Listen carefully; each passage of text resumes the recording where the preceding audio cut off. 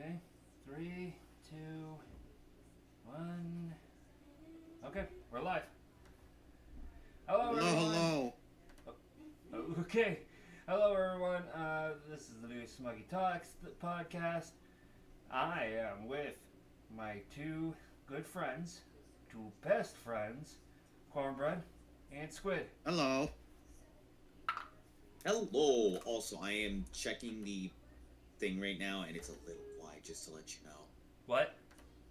I checked the thing, and we sound a little quiet on the receiving end of Hold your on. stream. It's because I put Yeah. it's because I put the audio thing low, or the desktop audio low. Oh wait, no, it's okay. So it's also because of your user volume, because when you came in you were super freaking loud. I see. Yeah. So now how do you sound? How do you guys sound? Let me check and turn the volume on.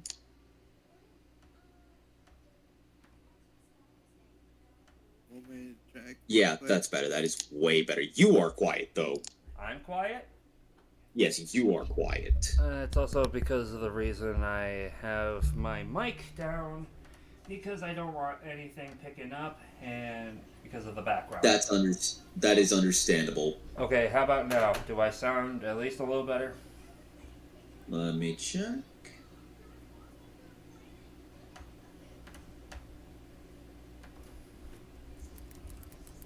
Say something. Hello. Okay, that works. Ooh. What? I just gotta wait for it to pick. I just gotta wait for it to show up on your actual stream now. Just 1 second. Okay, okay, doing the full OST Pokemon. Okay. Okay. So, Hey, yeah, you sound better. okay, what about the music in the background? I'm waiting to hear it. Wait, is it? It's a little because you've got the stream delay, right? From Yeah. when we actually speak versus when it shows up. So I just gotta. Yeah, it's playing right now, by the way. Yeah, I hear it. Okay. So, yeah. We are here to say we want to make a fan game. But what do we do to make a fan game? So, there's a lot of things to do when it comes to making fan games. It's usually the coding, it's usually the scripts, the mapping, the sprites, but mostly you gotta have the general idea of what to do first. So here we are. We're talking about fan games and the fan games that we want to make. So I'm wondering, Squid, you told me during off screen that you wanted to make a fan game, right? I have a hypothetical concept for a fan game that, if I can, I'd like to turn into fruition. Yes. Okay. Cornbread, we only talked about this for only like a day when we were playing Tower of Fantasy. But when I gave you the Yakuza idea, you had a lot of ideas in mind, right? Cornbread? Oh. Ben. Did he mute himself? He did. He's... Okay. Come back here, you son of a bitch. No, it's irritating for him because his freaking friend's mom is always constantly asking for him to do stuff. So you don't have to reveal your details like that, my guy. I don't mean to be like that. I'm just saying, I don't know. I guess it just depends on person to person. I don't know what they're like. I'm not saying personally, who but... they are, so I'm just saying it's just his friend and whatever. Fair enough. Anyways. Okay, Squid, you wanted to talk about making a fan game. Also, hello, Koman, by the way. Oh, this actually fits. This song fits. Wait, no, sorry. What did you say prior to that? I said I hello, missed the coma. midway train. Ah, okay. I was gonna say, yeah, I missed the midway point. Chat. I'm like, gotcha. Okay, Gotcha. so, well, actually, Corbett, are you there now? Yeah, I'm here. Okay, Okay, so we only talked about a little bit of just having a fan. Me and you only talked about having a fan game while playing Tower of Fantasy. Then you started having a lot of ideas for the fan game, right? I'm pretty open thoughts, yes. Huh? I'm pretty open-minded, yes. Yeah, you were really open-minded when I was talking about a Yakuza fan game. Hence why I wanted you to come over here so we can talk about that. Of course.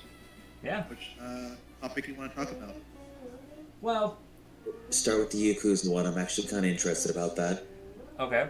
So, with the Yakuza fan game, I only brought that idea, and then Cornbread was just like he was just throwing ideas. I was left actually and right. I was actually interested on that idea. You just bring out like, the classic Pokemon game sounds very interesting. And I have a bunch of ideas in my head pop up out of nowhere.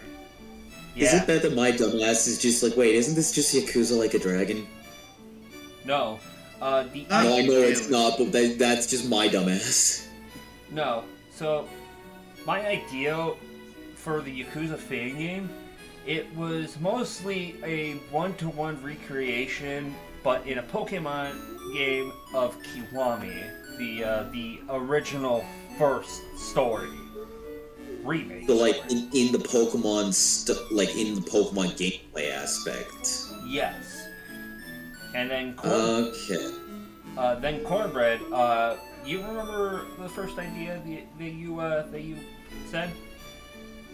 If I remember correctly, I think I said about, I think, I don't think I remember it, actually. What did I put the coffee? There it is.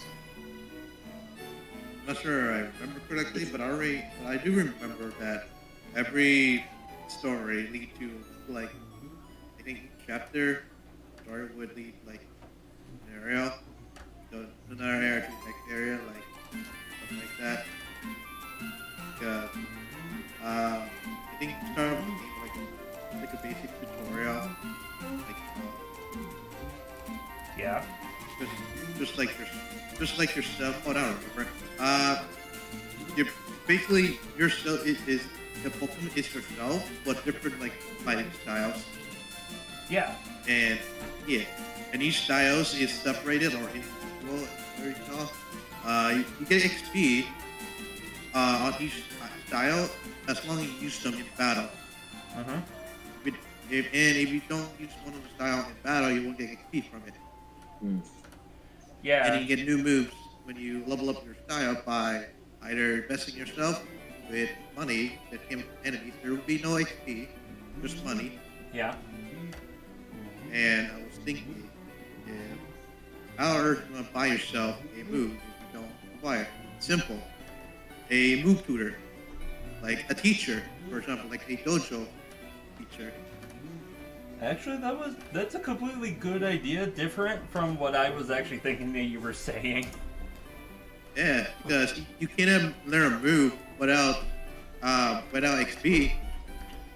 So what I'm thinking is, why not a move tutor? Yeah. Yeah, like the old geezer, right? Yeah, old geezer. Yeah. And each style came from different locations. For example, I thinking a brawler style would be in like a bucket building, a rush style would be somewhere in like a parking lot for like a duty training. Each style would be like somewhere like I don't know, somewhere like a gym would take place. Yeah. And Dragon style would be your master, your fighting like martial arts master. And you eventually get into like the story. That is actually really in detail. I have a question to ask then. Yeah. Would Mr. Shakedown be like reoccurring enemy just that like hunts you down throughout your Pokemon battles then? It can be. That's I love it already. Or he could be like one of the alpha Pokemon from Legends Arceus. he's gonna be like, okay, let's just say, once you're in the wild, there's a rare chance you might meet Mr. Shakedown. Okay, I'm scared. Yeah. Instead of fighting normal enemies like the gang members or Yakuza stuff or the. I'm gonna be Oh no! Highest percentage encounter, Majima. Oh. Yeah, basically like Majima just being like a reoccurring character every single hour. Yeah, just like once every hour that you play in game, you are forced to fight Majima whether you like it or not. Good luck. You're forced, no matter what. Even you're not in the wild. You can actually hit you up in the city out of nowhere. You're in the. He acts like the Persona Reaper. Just I don't care that you're in the middle of a fucking gym. Majima time. Once you finish that battle, you get to do your cutscene. Immediate encounter, and then You just want one title? one of 30 random Majima sprites shows up, and depending on which Majima sprite it is just a variable of like how much XP you can get. Oh, Yeah. Pretty much. I love it. And then we were also very good. thinking of actually I don't even know if I said anything about this, but like Majima and Kiryu getting their own original Pokemon, and I actually had a freaking idea what they could be. Oh, wait, no, actually we did talk about this, Cornbread. We talked about like the original Pokemon that they would be. Like you said something about a Machop, right? No, Yeah, the message just thought of another thing. I'm sorry, Alex. I'll wait, but yeah, go ahead. They're like one of them starting Pokemon. Can be like a fighting type, like Sock, Growl, or Machop, Machamp, or any fighting type that have three. Actually, what have like a 3 evolution Pokemon like Machop or example that have they're fighting type. I was honestly thinking that that both Majima and frickin' Kiryu have like only an original Pokemon. Like you don't really choose the 3. They with Kiryu he would have like Pancham, come No, on, man. Pancham, come on, bro. No, I was thinking of something between different crap.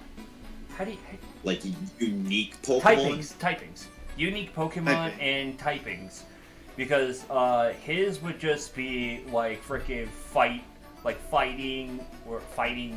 What would be a second good typing for his starter? Give him Beware, fighting normal. Fighting normal. Okay. Fighting normal, give him Beware. Okay. Yeah, fighting normal, because I actually had that thought. Because with him being fighting normal, it's more like he's like a Golden Heart character, while Majima has like a Dark Steel type Pokemon. No, hear me out. Because his Steel type is because of his knife. Fair. I was initially gonna say either Dark Fighting or like a Dark Poison. I'm thinking like Ghost. What? I was thinking about like Dark or like Dark Poison, Dark Ghost. Dark When Poison. I say Ghost, he had his aura when he used his Mad Dog and Shimato, Yakuza 0. He has the aura of like a ghastly aura. Make me think of like. Or that he just took a very big stinker. I just Or that. realized something. Technically speaking, shouldn't whatever they end up having evolve finally into like a dragon or something? In which case, Trompa for fucking Kiryu. Yeah. And in the case of Majima, I'd have to take some more thought on that one. Somebody said, Dirtboat said it would be like a normal day in downtown Chicago. Oh no. Hello, Dirtboat. Hello, dude. How you doing? That's good. That's like.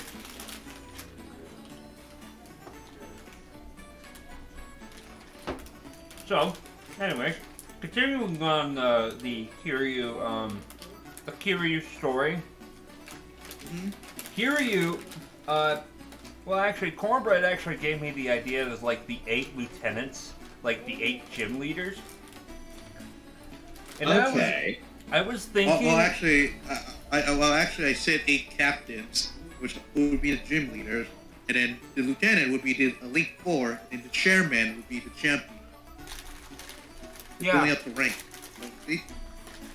And I was thinking, what did Majima had to go through, by the way? Machima had to go through like a lot actually.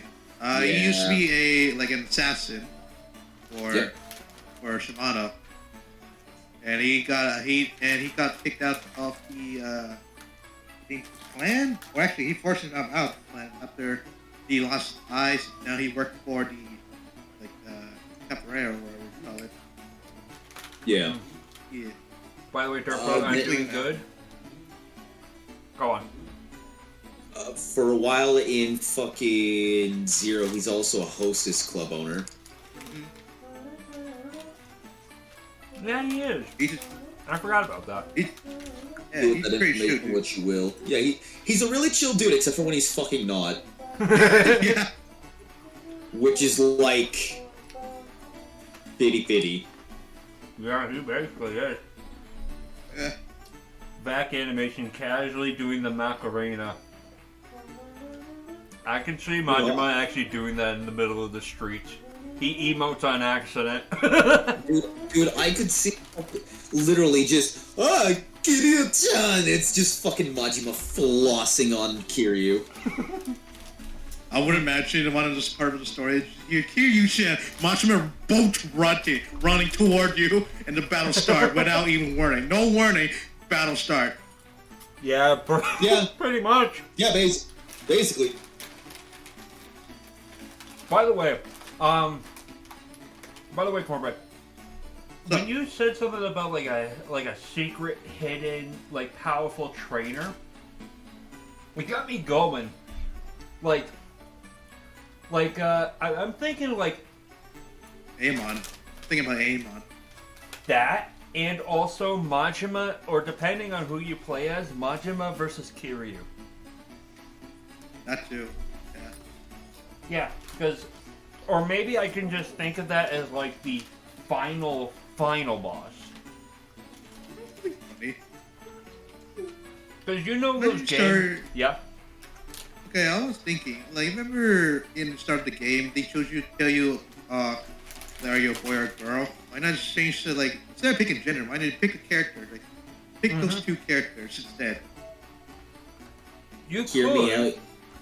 You could. Yeah, I was gonna say, between Majima and Kiryu. That would honestly be like a thing for like Game Boy limitations. But if we actually think about like Heart Gold and Soul Silver, you can actually go beyond the limitations, because you can then just think, oh, because like with Kiwami, you actually go through the story in order to play as Majima. Yep. Yeah. Correct. And honestly, making a Game Boy version of it sounds pretty simple enough. Oh shit! What? My chair broke. I've been there, that's rough, I'm sorry, dude. No, it's apparently my brother's wooden chair, which he has to sit down and use it to eat. That's not good. Yeah, so I'm taking the different chair. Yeah, that's understandable. Yeah. Or chair. Anyways, Wrong. Yo Smug, you good? Yeah, I'm good. I didn't fall. It just lightly broke. You didn't take fall damage. Don't worry, guys. So wait a second, I got a question. Is the one guy who has to chop his fucking pinky off about midway through the game the fucking like villain organization leader? No. If they break the rule. No. Well, actually, yeah. Because didn't he show up at the very end of Majima's story thing? The Kiryu story, but No, it's Kiryu's story, I believe. Yeah, you're right. And I was gonna say, I'm pretty sure he shows up at some point on a motorcycle or some shit, yes. which is both badass and just like, what the fuck? Like who? Like how the hell did he bring a motorcycle in a sewer pipe? Dega, I love you, but Somebody goes, new Pokemon idea for the new next gen. The Goalkeeper. CIWS anti-air system. It has a serious advantage against flying types. oh no. A Pokemon is a Sam turret. Nah, wait, it's a what? A Sam turret. It's the anti-aircraft turret. They should like missile toward the aircraft. I thought it'd be You know, like the dude. Manta Ray. Or I'm thinking of something else. I know what you just said, but my dumbass heard Man Ray. Man Ray? Man Ray! Wait. Man Ray! Yes, it's me, Man Ray. So this must be your wallet. That makes sense to me. Since you forgot to punch your wallet, it must be the work of an enemy stand. Nutty. That makes sense to me. Okay, so basically, you said the chairmans, right, as bosses? Chairman as a champion. The bosses or boss or elite four are captain and lieutenant. Okay, then what Big- would Majima have to go through then?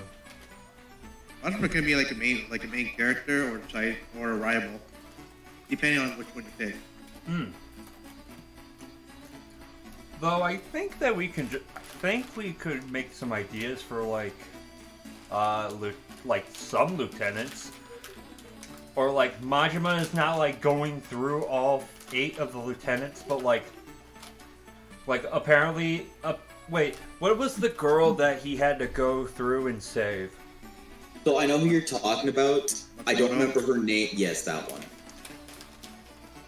She's Makoto. She's a blind girl, and she got she's supposed to be She's supposed to be to like a hit list, or what I say, Mashima, like being Mashima target for assassination. Right. Okay, because I was thinking maybe he had to go through like a few lieutenants in order to try to save her, get some intel on where she is. That could work. Also, is it bad that my dumbass is getting a good gig out of the fact that instead of getting gym leaders as like lieutenants, he gets trial captains? Eh. Yeah, not gonna lie, trial captains just they never stuck around from Gen 7. They really No, I never know. did. Like if we had like another gen that was after Gen 7 that's not Sword and Shield with trial captains, maybe we could actually let them stick around. Yes. Yeah. Yeah, that worked. Also, So- I apologize. I'm going to quickly use the bath. Okay. Sure, take your You time. may continue without me. I apologize. I'll be right back. Yeah, I know, Koman. The chair rejected me. I was not the brother. He knows. Yes, the chair knows. Chair doesn't have any gender. I said he for some Yes. reason. Yeah. Shh. But yeah, here's a little funny fact. In my area, the water system fails in the entire country, so I have to rely on boiled water to drink to avoid bacteria in the water. That's not a funny fact. That's a very disturbing fact. Very. So I was So when I was thinking of like the original Pokemon, honestly, with the dark steel type, I was thinking basically like the steel type is basically his giant knife that he has, because he likes using that little knife he has.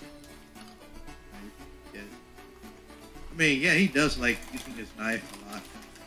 But what did you two guys agree on then? Like the ghost dark type or the poison dark type? I'd say poison dark type would work. Yeah, Also, dark I am type. back now.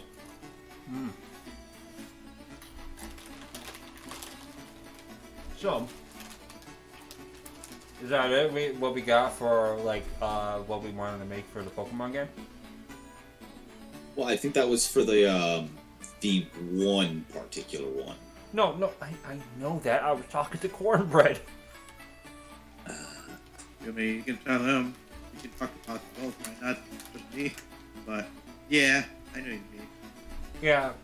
So, I was also thinking that maybe actually with the Pokemon Kiwami fan game, it's basically should we think of making Pokemon music but with Kiwami music instead? Like a bit version or Yeah, like Yakuza Kiwami, but in Pokemon style. How would you think that would go? Wait, it depend on the music itself, if it's good or not. 8-bit Right. tech music, basically. Wait, yeah. I just can't wait to constantly play the frickin' Funk Goes On music whenever you go against like a random encounter of a trainer. Oh boy, I love Funko Song. My favorite genre of music. That'll get the earworm going, right? Word. Heck yeah. And knowing Cornbread, God, he's in love with the music. I love the music Of course too. so. I love the music too, like a lot. That's why I play some of the game like that I know like the music. But if I know the music but never play the game, I'll play it for sure. Yeah. So I just want to hear the music itself and the gameplay. Oh, by the way, did Yes. you, Cornbread? Did you see what was right next to your sprite? By the way, I did. I have no idea what that is. you don't remember? It's in Yakuza. It's in Yakuza. It's the legend stand. Oh, now I see it. Now I see it. My dumbass thought, like, what the fuck am I looking at? Is that number 9 at the bottom? The hell is that? It's supposed to say LGND because I couldn't fit the rest of it in there, so I just fit it as like a forward syllable. Ah, yeah. Now I see it. I was like confused. What the hell is that? Like, I couldn't recognize it by the pixels. No, I mean, I'm not saying that it like not terrible or terrible it is, but it's a good art. I just didn't realize until you pointed it out to me. Yeah. Anyways, my dad is here, so you guys talk on and BRB. Alright. Okay. So, thinking back a little more on that Pokemon We have a guest. Yakuza. What? A guest. Oh. That she was But yeah, staying thinking with more us. on that Pokemon Yakuza thing, I was going to say, technically speaking, you could have Pocket Racer as like a secret boss. I did it. Oh, That would be hilarious. oh my. But, What's up, But that would be like a fact, like. What's going on? Nothing. Wait, so you said secret boss, right? fair enough. No, I just Also, bringing the laptop downstairs. Sorry, I mean, it could be a secret boss, yeah. I can see it, but I'm not sure about the pocket fighter being a boss. Like, that's the thing. Like, what's the point for him being a secret boss if he had like his only thing he liked is pocket racing and taking care of his family, which he doesn't like his family. So hear me out. you give him all Pokemon that are fast to emulate his racing habits. Ah, I see your point. Yes. That's a good idea. Imagine a mini game where pocket racing was in Pokemon. Yeah. Also, Yeah, that would be. hear me out, because I was just thinking about this. Pokemon contests are essentially you doing the fucking dancing mini games. Yes! Pretty Yes! much, yeah. Or no, the karaoke. Then I can just hear Sugimena, I love you! Kokuna no mi. You love me! Version of that song. You can just hear that You can all hear in your pixels. Yeah, you can hear like a 60-bit version of a song singing.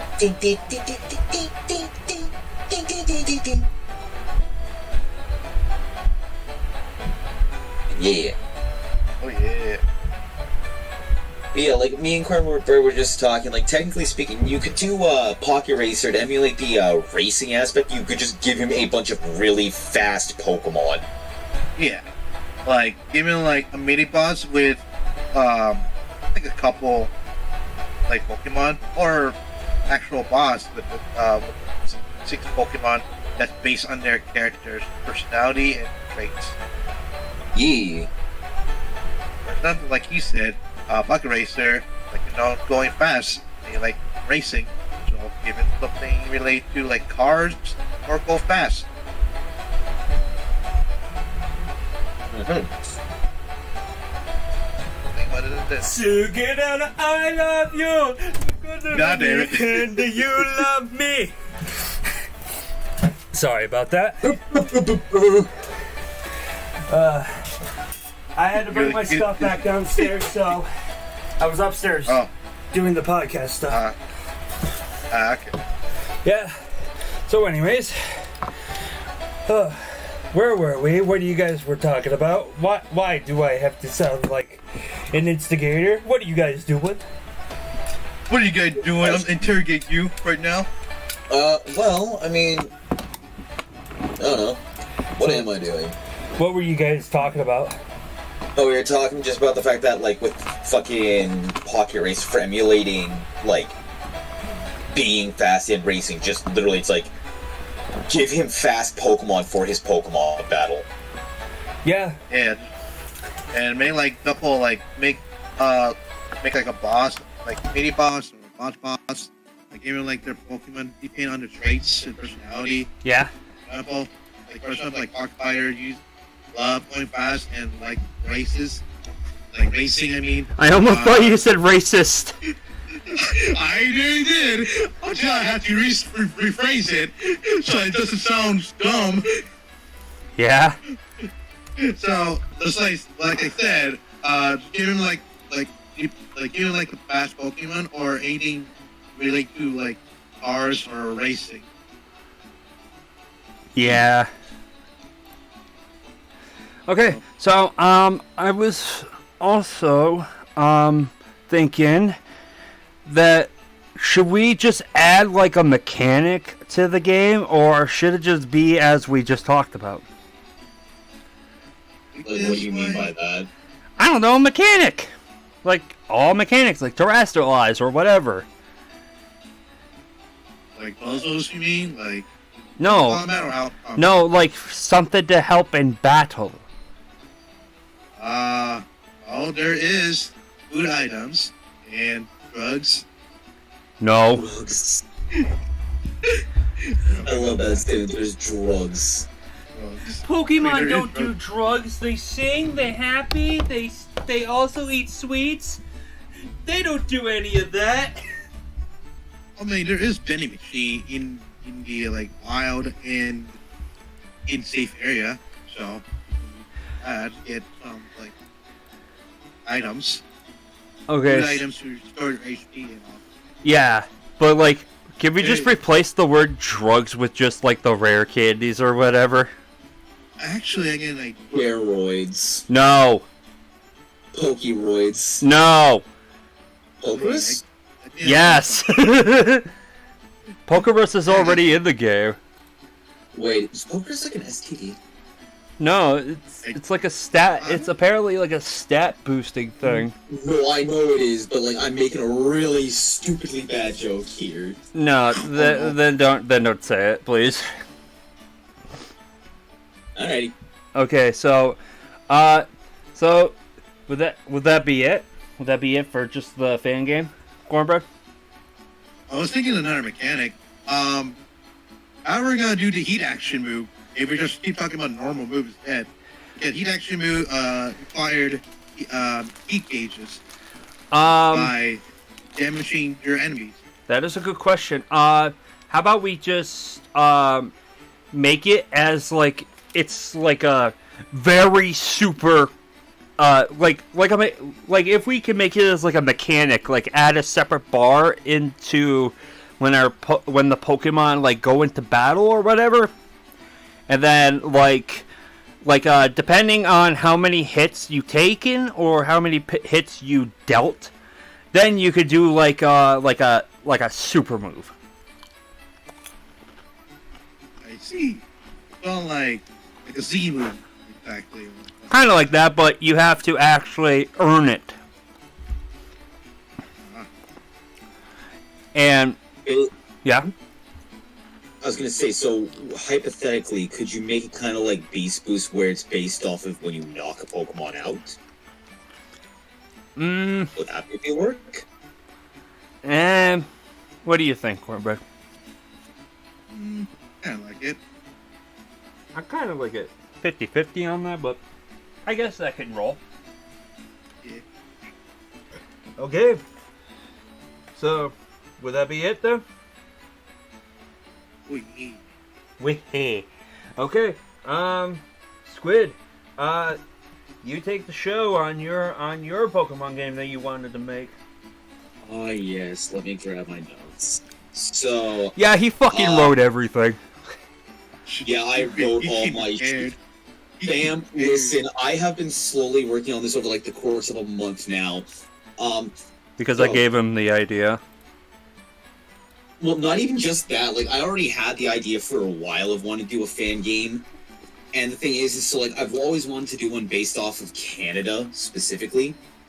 Because, like, as a kid, I always thought it would be like, yeah, it would be cool to have one based off of my region. So, the region I'd be doing is called the Kandala region. Yeah. And so, essentially, how I'm be doing it is you have towns and cities. In every town, there's patches of grass in which you can run into a Pokemon. With the exception of, like, the town you start off in. And so the idea is some of these, like, areas you might run into things like farms, which would have essentially things like more so Pokemon quests. Hey, there is this Pokemon in blah blah blah area. If you go there, you can go there and you can catch it. And the idea is that my idea for that being is there are little small incentives for going and doing quest Pokemon, which is it has a higher chance of having a hidden ability. So the idea is you go from province to province, or yeah, basically province to province, traveling and doing that. It would essentially be like a big ass area. And so one of the things I elected to do when I was coming up with this world is I wanted to bring back something that hasn't really been done in a while, which is the Safari Zone. And I'm making the Safari Zone as early as the second province. And so how each province works is essentially you will go into 3 to 4 towns and then go into a city where you will end up having to go and fight a gym. Each of the gyms are based off of like what each province is actually really good, like is best at. In the case of like the starting area, I didn't want to make the gym too hard though, so I chose to make it like a bug type gym. The next province, the next area you go to has like an electric type gym. After that, you go. You've been getting many seconds. Your seconds are up. You will now pay for your crime. No.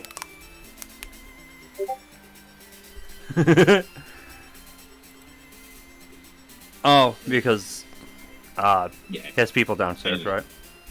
Yeah. Anyways, Most likely. So like I was saying though, with the map, like you go to each town, you do gym battles and stuff like that.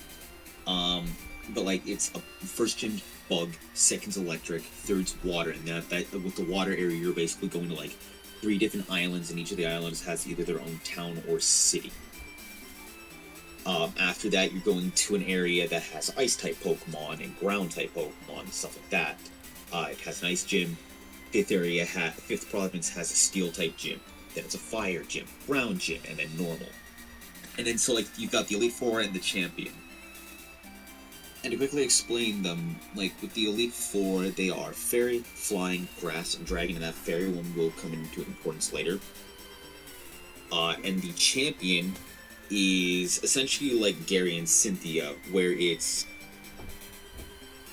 don't have one specific typing they stick to, they use any typing. And so my fan game has 2 villains, essentially, like villain type teams. And sorry. We can give you a minute if you need to. Take your time. You're all listening. Yeah. I know you got probably people downstairs, but you if you need a minute, you can. All good. Okay. But yes, so anyways, you have Team Royalty, which, to quickly explain what they are a team of, like, capitalists. Essentially what their whole motive is they're kind of pulling what Giovanni did in the first game, where it's, I use my influence in the Pokemon League to essentially commit some of the crimes that I do. And in this case, the leader is actually a member of the Elite Four. Their name is... The full title for the character is Team Royalty Leader Lauren. The team leader of Team Royalty and one of the Elite Four, Lauren specializes in Fairy-type Pokemon. Can I say something? Yes. When we were talking about this, I mentioned the part where basically, if you're going to have Team Royal, at least let them have royalty-free music. No. Yes, and you agreed with it, so shut up. Well, I just laughed at it. Yes. I thought the idea was funny. I'm not saying I agree with it, I just thought it was funny. Agree with it anyways. Also, somebody said he'd be like Dio when time stop. What? Yeah, I do be. Stop in time a lot. I need a lot of seconds. 10 seconds. Yeah, pretty much. Anyways, go on. She specializes in Fairy-type Pokemon, and her motivation is to capture. Her motive is to capture strong enough Pokemon for her organization, so she can basically continue to wave her power around and cause more inflation within the Pokemon League. And so one of the things that is basically caused by her organization is when you go around on your adventure, certain areas, when you buy items, essentially what will happen is you buy an item, the price then increases by a bit. And the idea is this is more or less going to be in towns, because they are less developed than cities in this case.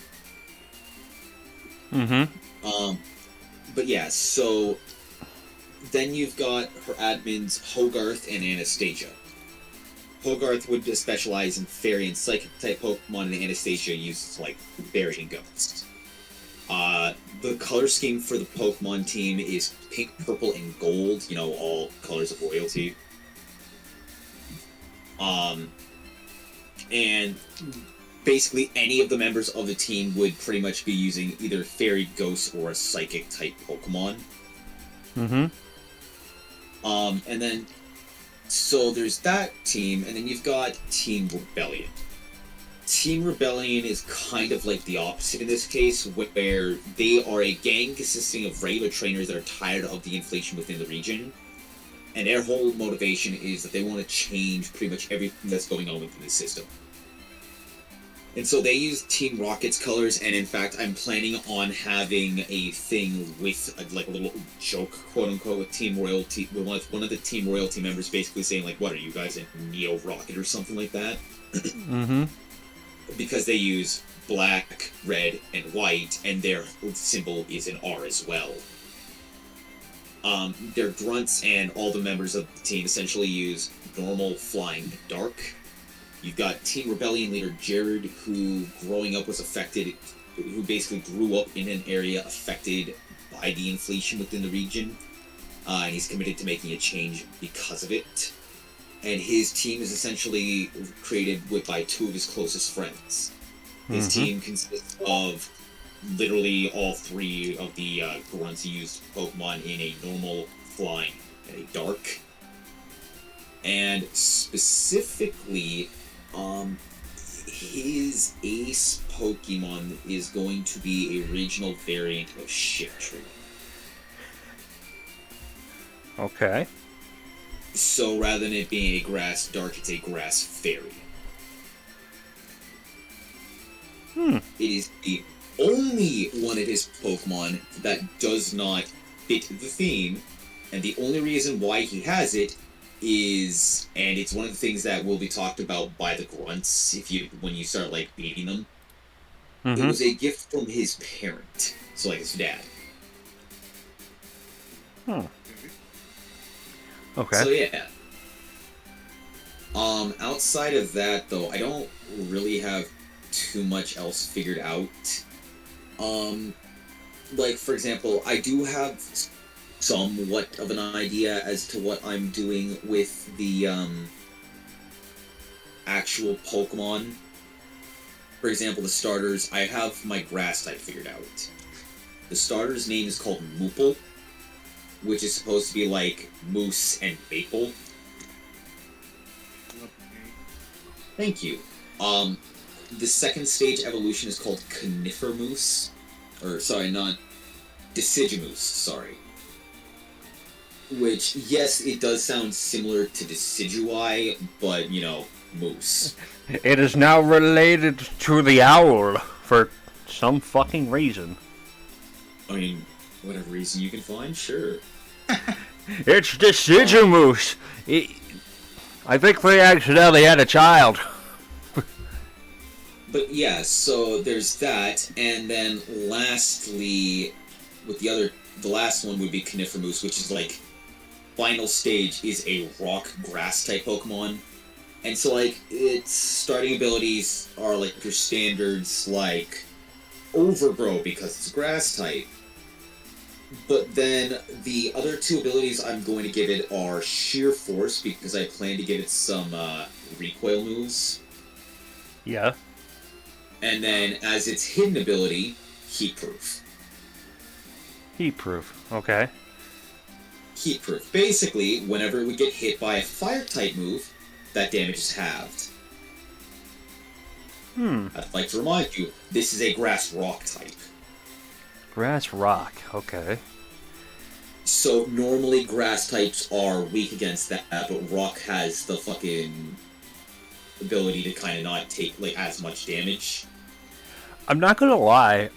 When you said it's a rock grass type, when I actually heard that you wanted to make one that was like that was a moose, I actually had the thought where basically just make the moose a rock type, and then it was just like it had like shards of rocks coming out of its fur and everything. Like it always sticks, like because it uses its spit to gather rocks and use it as like a protective armor. That's my thought of the Pokemon that I was thinking of.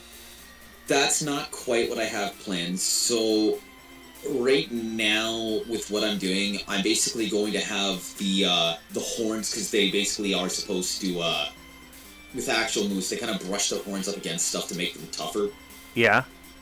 So what I'm going to do is essentially, in the Pokedex entries, they brush their horns up against stones. Stone Luigi. Sorry. Like, but essentially up to rocks. With the idea being that them doing that essentially ends up, like, will end up embedding it essentially into their shit, into their horns. And the other Embedding thing them is- into their shit, indeed. Yeah, but and then the other thing I had planned was their feet essentially also have little rock hooves as well. Little stonies. Yeah, little stone feet. Little stonies. But the idea is, with each evolution, this thing slowly becomes more and more aggressive looking. And the idea is it's supposed to be like a physical attacking, physically defensive grass type Pokemon. Question. Is that Somebody asked in chat, does anesthesia put people to sleep? That's not related to what we're talking about. No, it's funny that you should state that because yeah, that's one of her strategies is literally putting you to sleep with like Yawn, and then the same Pokemon uses Dream Eater. Oh, okay. I was like, So wait, it's funny what? that they should ask that because no, straight up that was something I kept in mind with the name. No, because I think they're thinking of like anesthetics. Yeah, that's what it is. It's anesthesia, right? Yeah. No, I think it's literally called I think it might actually be anesthesia. Yeah. But yeah, so the idea is it becomes more and more aggressive looking as it goes by. The other two I have that I in mind, I haven't figured out how I'm going to do them yet. But essentially, they are a fire type Wolverine and a water type Beaver, and I have no idea what I'm going to make them in terms of their final typing or what their abilities are going to be. So that'll be fun. But one of the things I do have planned is the game's going to have multiple rivals. Okay. And so you start off in your town meeting your first two rivals. They are one of your next door neighbors, which happens to be the professor's kid, like biological child, and also the other avatar that you didn't choose. They are also the town bully. There is also the town bully, which in their case, one of the things I'm doing is I'm giving actual specific trainers, so like gym leaders and a couple, like the Elite Four and your rivals, last names. The reason for this being is because one of the Elite Four members, the Dragon type user, is going to share the same last name as the bully. The other thing is one of the things that I'm doing as just like a little keynote. They have pink hair, light pink hair. They're okay, to put it bluntly, they are the child of an Elite Four member and a Nurse Joy. So their parents are never home, hence then why they became a bully. Okay. The other two people you will be battling are a young hex maniac that has come to basically explore the island. And the idea being is that it's going to be like a hex maniac from a completely different region that you are battling against. And then young trainer Timmy from Route 1, the first encounter you will ever have. Like an actual Pokemon battle outside of your rival. I'm gonna be honest. Should have been just youngster Joey just having his fucking team of Rattatas. So here's the thing. The idea I have in mind is this kid, once you beat his ass the first time around, he's going to keep trying to challenge you. And so every time you beat his ass, he's gonna keep, like, you beat his ass the first time, then he shows up again. And you have to keep beating his fucking ass. Yeah. He just won't stop showing up. Just like Majima. Oh! Of course. Mal. But So, yeah. Yeah. Is that I was about to say, is that it? But no, you probably got more to say. Not much more, really. In fact, I'm trying to think of if I have anything else I can say, but, like, no, I'm genuinely running out of stuff to say, so if you got anything else you want to say, go for it. Well, I was honestly thinking that what you should do is bring more have more ideas about Pokemon for like the region, like for like have like a Maple Leaf Pokemon. Oh no! Actually, no, a new Wormadam form, the Maple form, because Well, it's funny that you should actually say something about a Maple Leaf Pokemon, because I actually have something kind of planned for that. Remember how I said a fairy type Shiftry? Oh yeah, I forgot about Shiftry. Yeah. Is that Fairy the type Shiftry Cana? is going to be a Maple Leaf Shiftry. Well, would that just be then like a regional variant then? Yeah, that's what it is. It's a regional variant Shiftry. What was your region again? Kandala. Kandala? Yeah, Kandala, which is supposed to like Canada, and then I just added Ala because it worked. Well, then basically just make a Kadalian Shiftry. No, that's exactly what it is. It's Kandalian Shiftry. It's a Maple Leaf Shiftry. That's a fairy type. Oh. Like it's a fairy grass type. I was trying to help you, trying to get that word out, because you didn't say it, so I try to just like say it. It's Kandalian. Yes, Kandala. Kandalian, yes. Yeah. Well, actually, the way I pronounce is Kandalin, but yes. Okay. Question: What is okay? So the moose is the most famous animal in Canada, right? Like regular. No. What's the most famous animal? So technically speaking, we've got the polar bear on our $2 coin, and then we've got the what's a bird called the loon on our $1 coin. Then maybe I was thinking, since those two animals are on the money system, like the money print and everything, why not make those the legendary Pokemon? So here's the thing, I actually looked into some... So what I'm actually planning on doing is for the legendary Pokemon, I'm doing it based off of native mythology. Okay, one other thing, Komon ask if they can ask a question about the game, too, to be exact. Go for it. While we're waiting for the question, can you keep going? Sure. So the idea, for example, is like one of the legendaries is going to be based off of the Thunderbird. Yeah. But unlike, with what's the Pokemon called? Zapdos, where essentially, yeah, you could argue, yeah, that's already a Thunderbird. You're right. And unfortunately, yes, my Pokemon is also going to be an electric flying type. Different abilities, different type of build. That would be cool. Yeah. Hell, you can make the legendary like fully detailed than Zapdos could be. Very well. But like, so the idea is it's based off of Thunderbird. I found out that there was also like a fucking fire-based dragon in their fucking mythology, like in native mythology, surprisingly, or Canadian mythology, which was weird. And Oh, we got the nice kind dragon, eh? Well, no. Sorry. So what this dragon fucking does though is like it leaves a trail of fire as it flies through the sky. So essentially like a fire Rayquaza. I'm not doing a fire Rayquaza, but like That you would get be the cool, idea. though. Okay, Yes, so it would. Comania asks, does the main character have a personality and does he speak? No. Of course. Like every one of them has. However, Damn. there are some text options that you get to make throughout the story. You can make the character talk if you have a secretive or interactive, like in Gen 1, where basically Miss Mimic in Saffron City talks as they were you. So maybe it could be like that, if you can.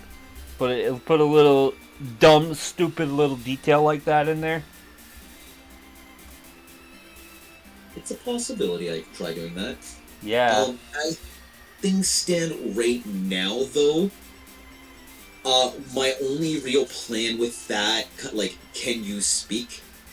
There would be some text options where it's like people are talking to you and you can choose to respond, and very Telltale like, you choosing one of these options can have a slight effect on the story. Coleman said, second question, this is one kind of lame, so bad. Does the main character have a main interest or someone they live happily ever after? Clarify. Like a girlfriend. No. That's kind of sad. I was gonna say gay rights. So actually, here's the plan I had for like your ever after, quote unquote. The hope I'm having, I don't know how hard it would be to program. If I were to do this the way that I fucking want to, the plan would essentially be that you would be able to manage the gym leaders and then do like a custom run where it's like, hey, we will give you 8 gyms, essentially like a challenge run, where it's you pick a typing for your 8 gyms, and you are essentially, instead of doing an Elite 4 run, it's an 8 gym boss rush, with like hypothetical teams that I decide not to actually use for the main ones. Not gonna lie, that would be actually cool for like a replacement for those super ultra battle Pokemon trainers, you know, like with Red, Berry, and whatever. So here's the thing.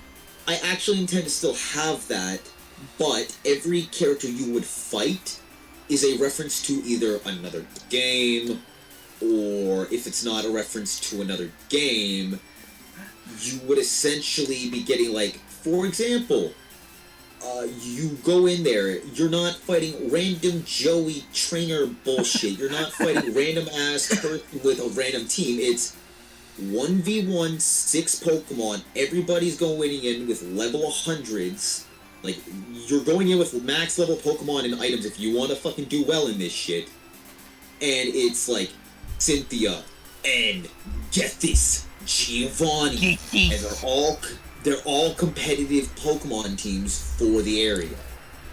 I'm not gonna lie, when you said like reference to other video games, I'm just be like, holy shit, I can finally fight John Dark Souls! No, but there is one thing I really do want to do as like a dumb little reference. Or Fortnite Johnson. No, so hear me out though, there is one thing I want to do with my fucking game. There are 2 reference trainers I do want to put in as like, specifically you have to hunt for these characters. One of them, the requirement specifically is complete the Pokedex. You complete the Pokedex, you go to the quote-unquote Game Freak headquarters, or I guess in this case, Squid House headquarters. And you can fight Shigeru Miyamoto with his team. Shigeru Miyamoto, Hideo Kojima, Reggie Fils-Aimé. Motherfucker, do not...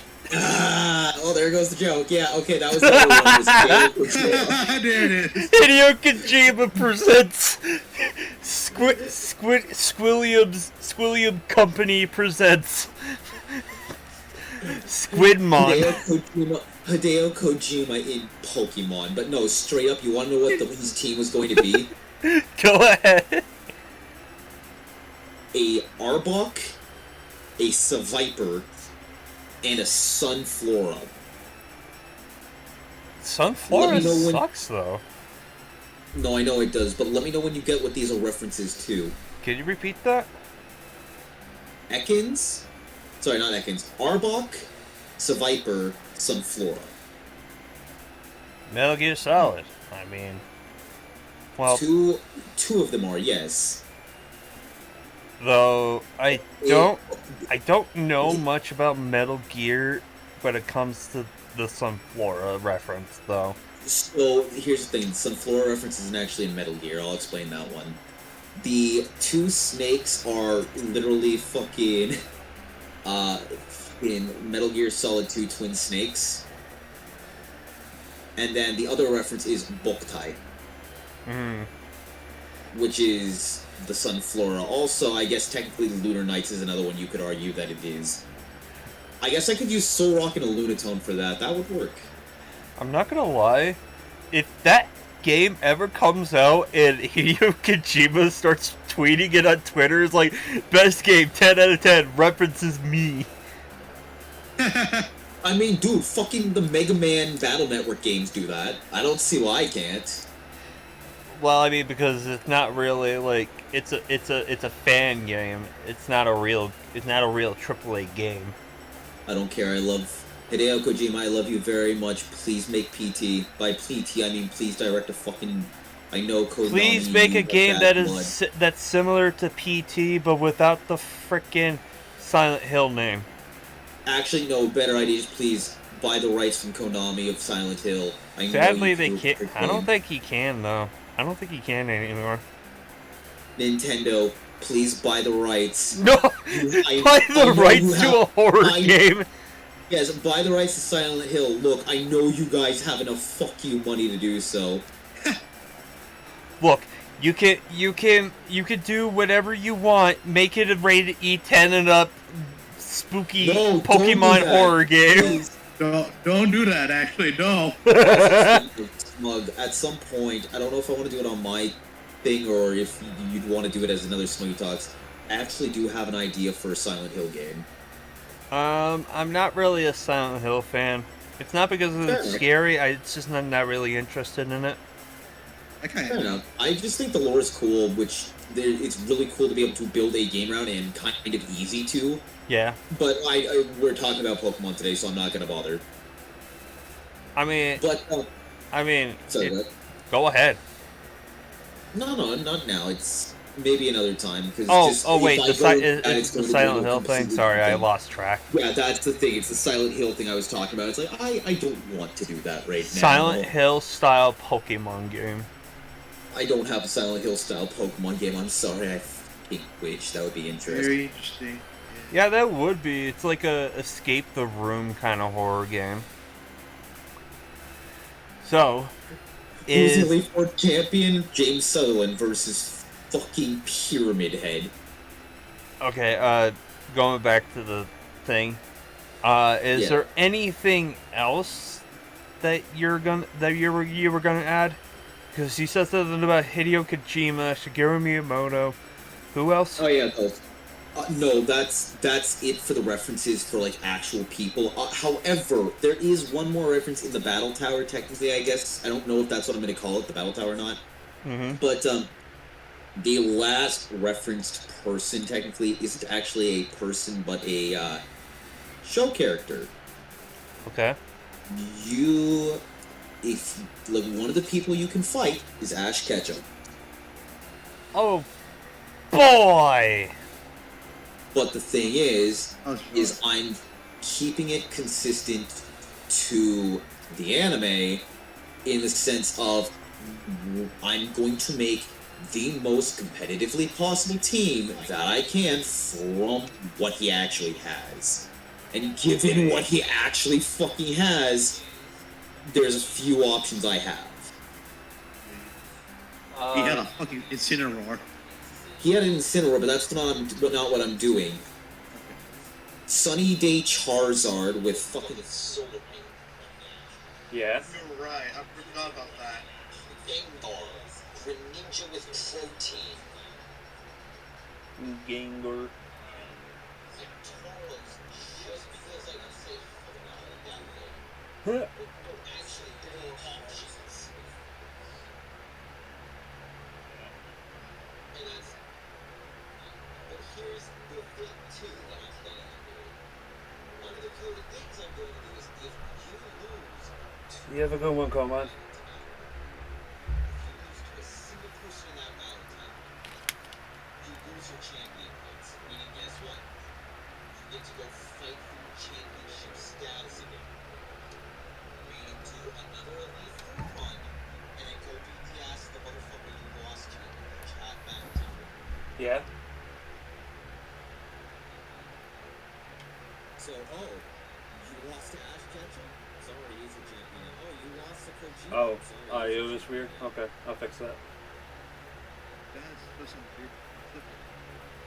Well, that's the thing. Like, I like the concept where it's like you have some replay value.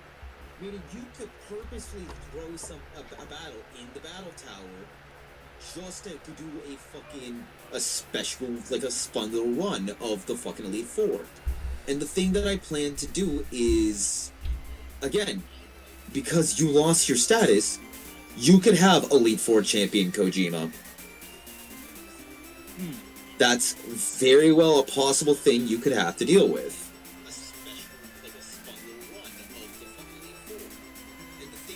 Better. Okay. I can hear Sorry. myself. I just had to fix I'm audio. scared, why can I hear myself? Yeah, Yeah, I was say. trying to fix audio because Coman said that the audio is muffled. Valid. Valid. Yes. Now it's But, okay. Alright. Coman says it's better, and it's time for him to say goodbye. You have a good night, Coman. Have a good night, friend. But sadly, we have none. So 0 viewers, but who cares? Let's keep going.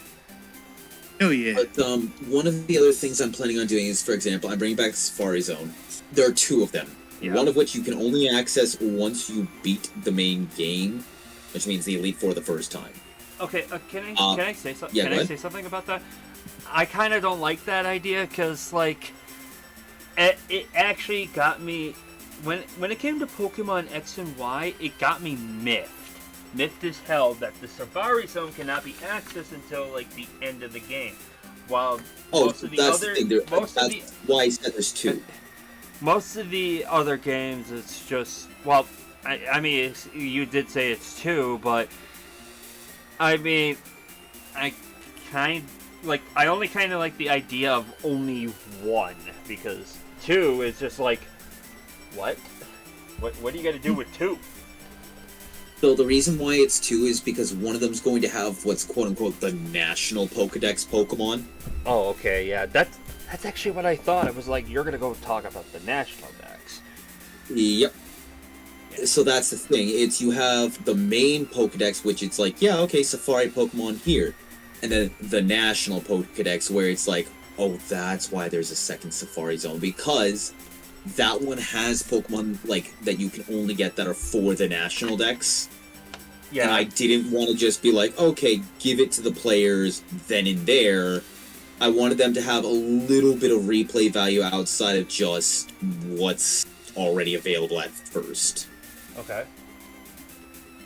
Which is... Sorry, go ahead. I honestly would have thought to just like, if you're gonna make two Safari Zones, why not think of a advantage of making like some different like regional variants, or like make some regional variants that are locked behind Safari Zone. So that's the thing. I am, but not in the way that you think. Okay. So I am locking some of them to it.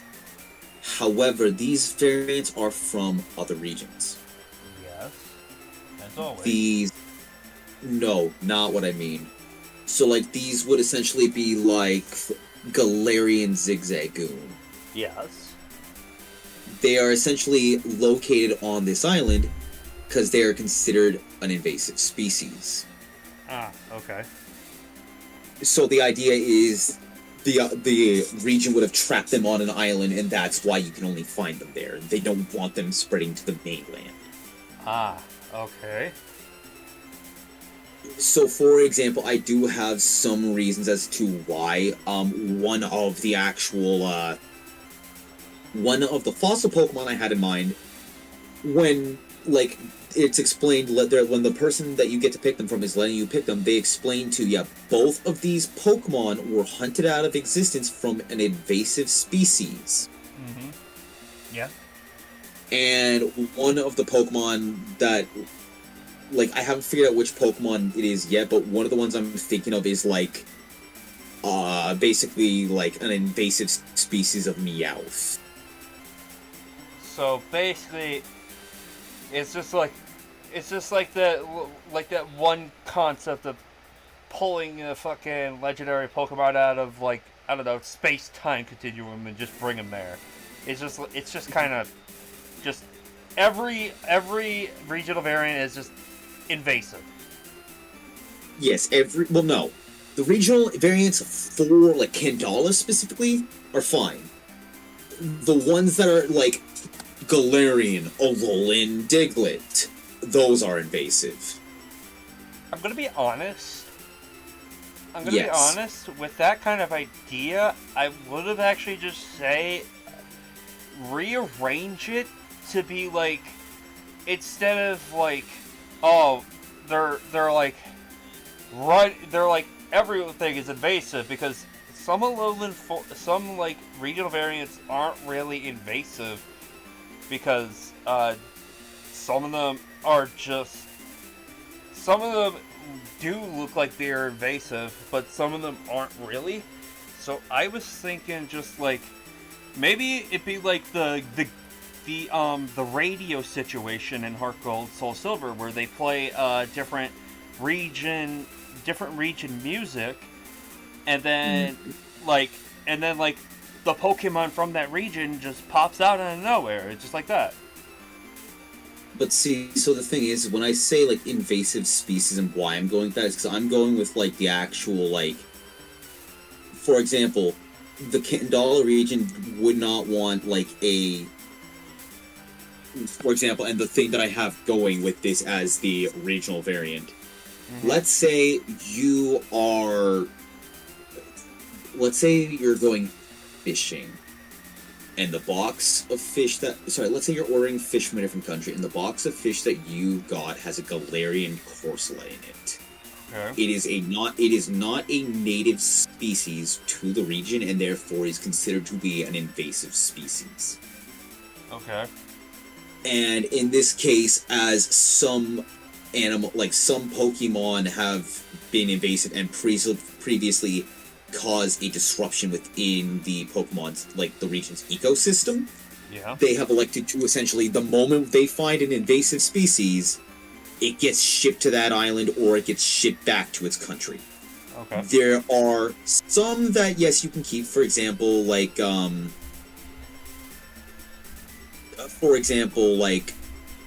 you can have Meowths from other countries, those are fine. You just have to have the legal paperwork, quote-unquote, for it. You said countries, not regions. Okay, I know. Yeah, okay, sorry. I'm thinking because, like, I'm basing my region off an actual country. That's why I said countries, my bad. Yeah. But, like, so, each, like, you could essentially have, like, a Meowth from a different region. You just have to have the proper paperwork. As long as you have the proper, quote-unquote, paperwork, you're fine. Yeah. Mind you, you're not going to be dealing with paperwork in Pokemon because that sounds freaking boring. Hey man, we're going through communism. Why not just go through a few stacks of paper? Communism? I'm doing capitalism in mine. Oh, capitalism. Sorry, capitalism. Why? If you're going through capitalism, let's just stack a few papers, okay, man? I mean, to be fair, Tax capitalism paying is simulator. You're fighting against capitalism in mine. Captain America situation. No, he fought against a different ideology. I'm just not going to talk about that here. Corbett, what do you say? Nah, I'm not saying anything. I thought you did. I did, but I'm just talking to myself. When you say we're fighting against capitalism. We're fighting against capitalism, Captain Canada.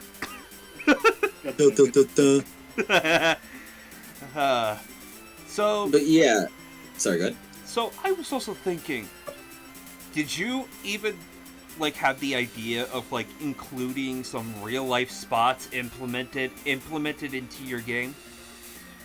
Kind of.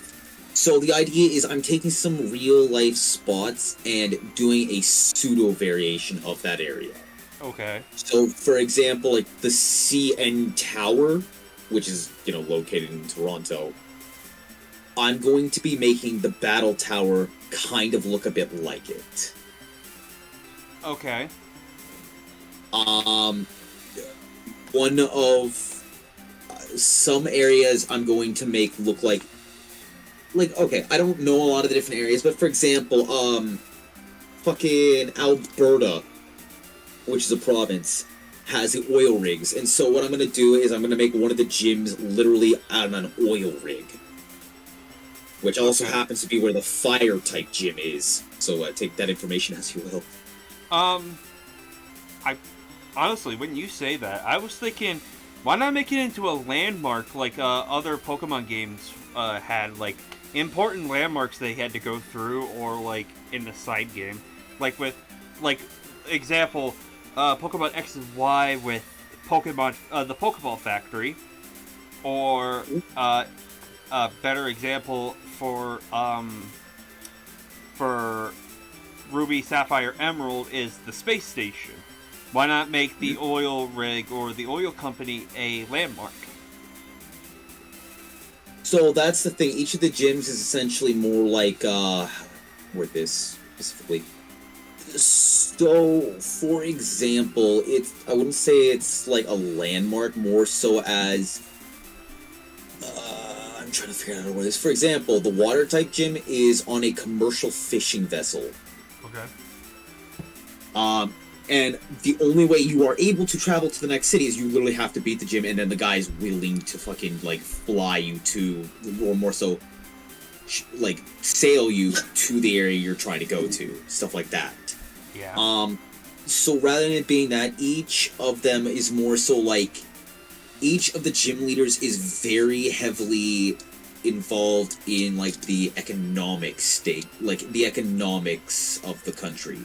So, for example, the water gym and all the people that work there are fishermen that catch fish for, like, markets and shit. The fire gym refines oil. The electric gym literally sends electricity out to the entirety of the country. Same with, like, they're responsible for things like the construction or the creation of, like, your Pokedexes, the electricity in your houses, a couple of the different things within the region. The ground types gyms do things like, I don't really have a thing for them, same with the normal gyms. Steel's more so like actual construction and stuff like that, same with, I guess, like ground. The ice types more like the Eskimos and all that stuff within Canada. And I know it's a bug type gym. They don't really have a thing that is they specify, and more so just like it's, yeah, we happen to have a bug type gym. Okay. Yeah. Each of them are very tied within the economic state, and like the idea is I'm running the Pokemon League has very, like,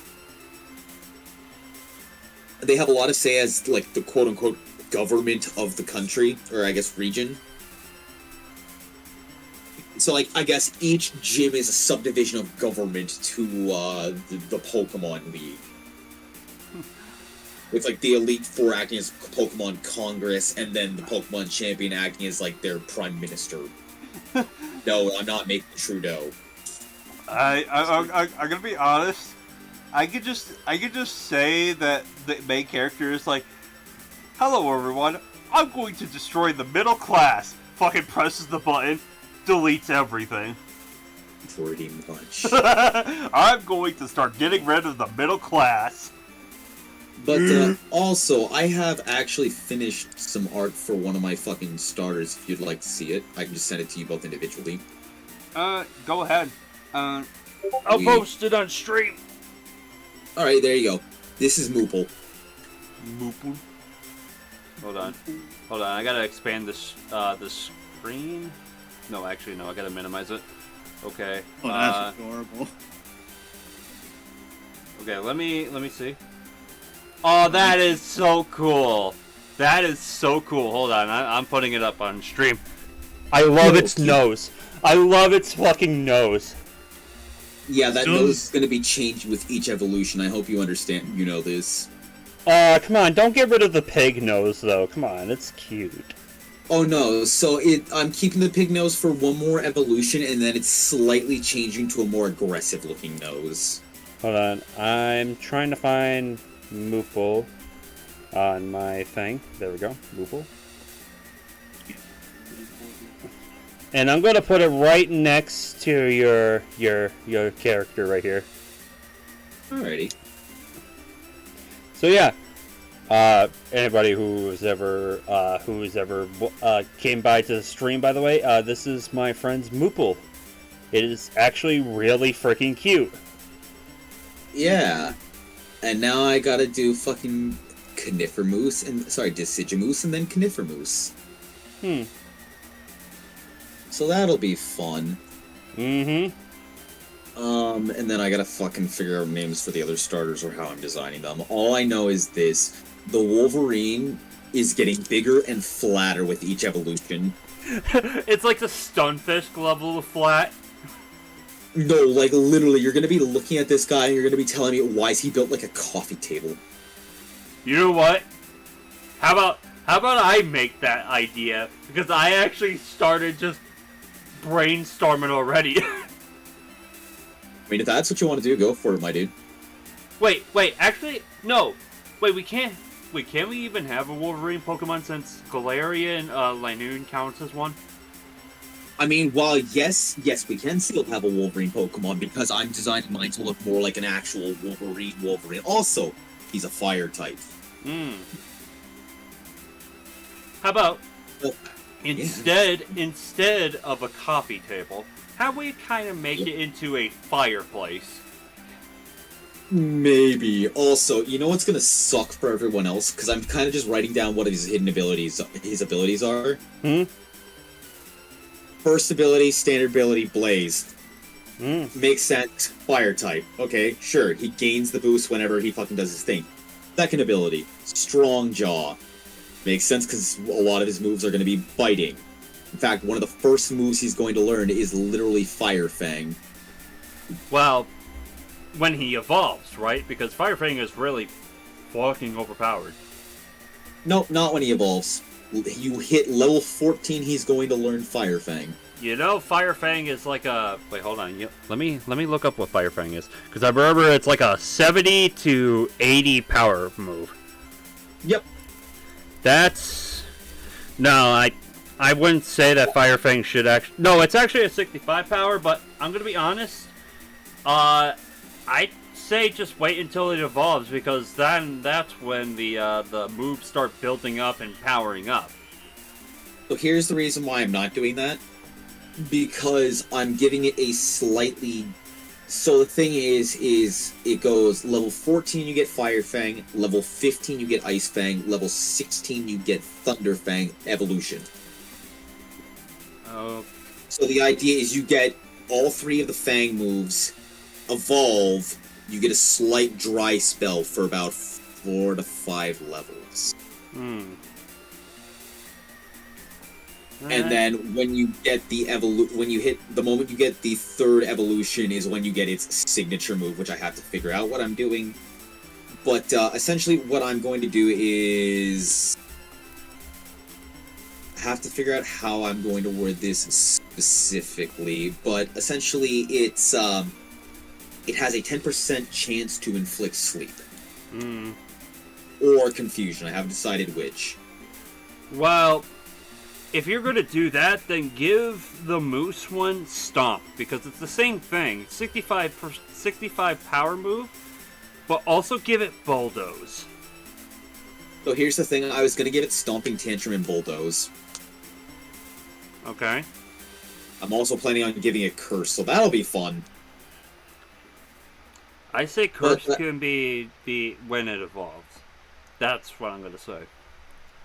Yeah, it works for me. Because it already has overpowered moves like Stomp, Stomp, Bulldoze, and what was the other one? Stomping Tantrum, Stomp, and Bulldoze. Stomping also Earthquake. Tantrum. Okay. It will gain access as Earthquake, but it's not going to get it until the third evolution. Yeah, okay. Because I was about to say, you're making the Pokemon way too overpowered, and that really needs to be buffed. No, yeah, I was going to say Earthquake is like third evolution. You evolve, it gains Earthquake. Yeah. I'm going to use the bathroom after I mention what this thing's fucking hidden ability is, by the way. Yeah. The fire type? Stamina. Okay. Well, because, you know, physical attacker, already, like, moderately defensive. Pretty much, let me put it this way. Fire and grass type are going to be physical attackers that are physically defensive. Fire's going to be faster. The grass type's also going to have like a slight, instead of being like, you know, faster, it's going to have a better physical defense. The Yeah. water type is physically defensive, specially defensive, special attacker, and a higher health. Okay. Anyways, that said, I really need to use the bathroom. I'm so sorry. Go ahead. You Thank don't you, have, I you apologize. don't.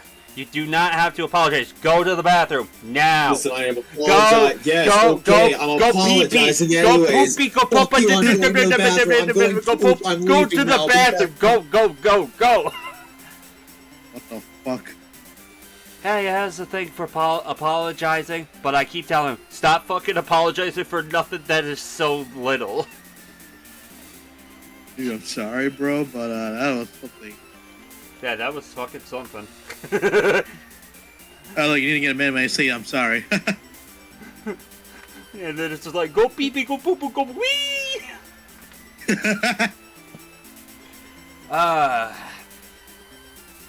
So, Cornbread, I also wanted to ask you, I just thought of this question. Should we actually do a one-to-one recreation for the map for Yakuza Kiwami, or should we just add extra stuff? Well, which part of the which part are we talking Oh, anything say we could just alternate a couple of the stories and everything. If you're talking about commercial, dude, it's gonna be rough because there's gonna be a lot of trash outside, and there's gonna be buildings with sign over the top by the doorway. Yeah.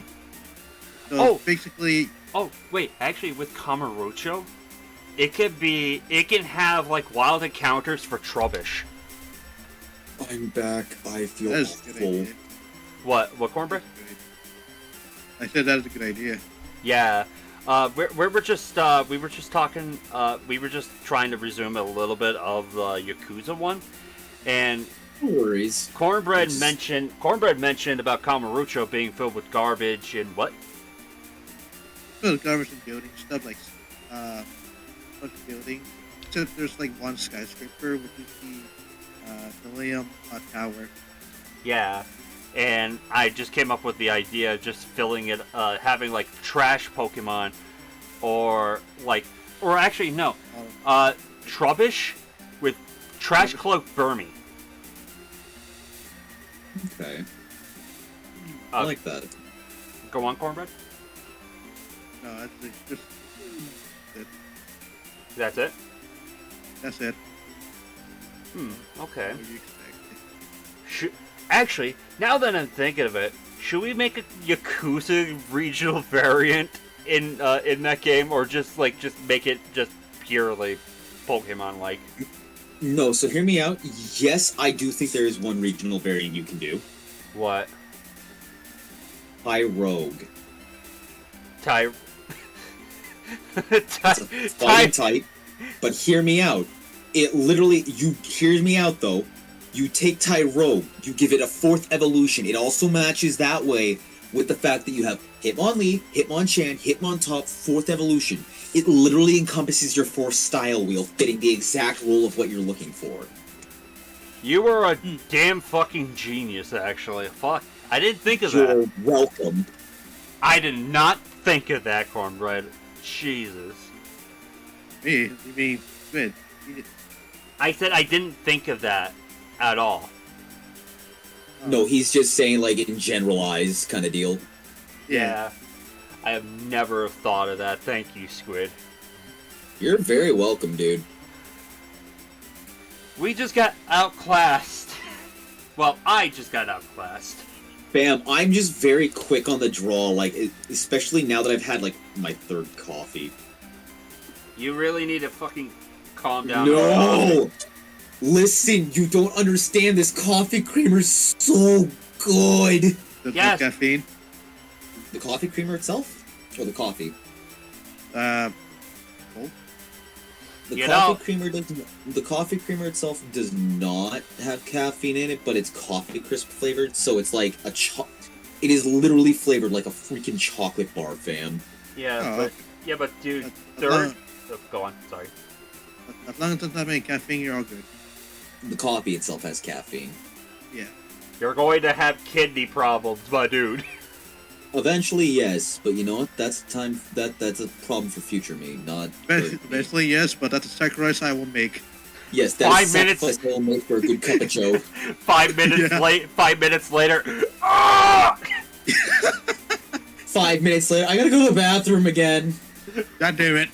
My bowels. 7 minutes. 7 minutes is all I can spare. Fucking Wesker.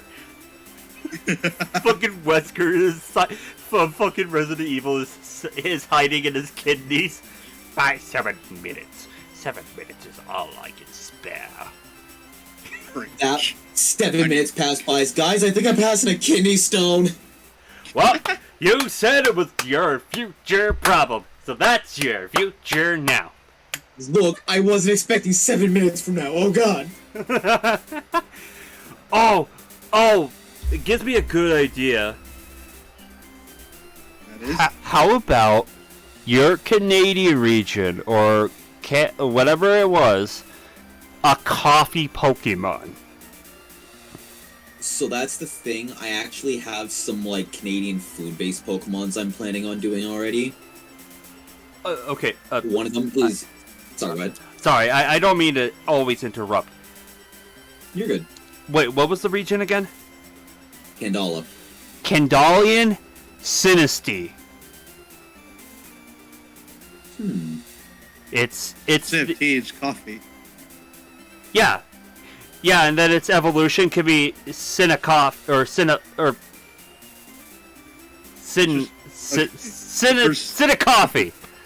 Sorry. The first evolution is a coffee mug.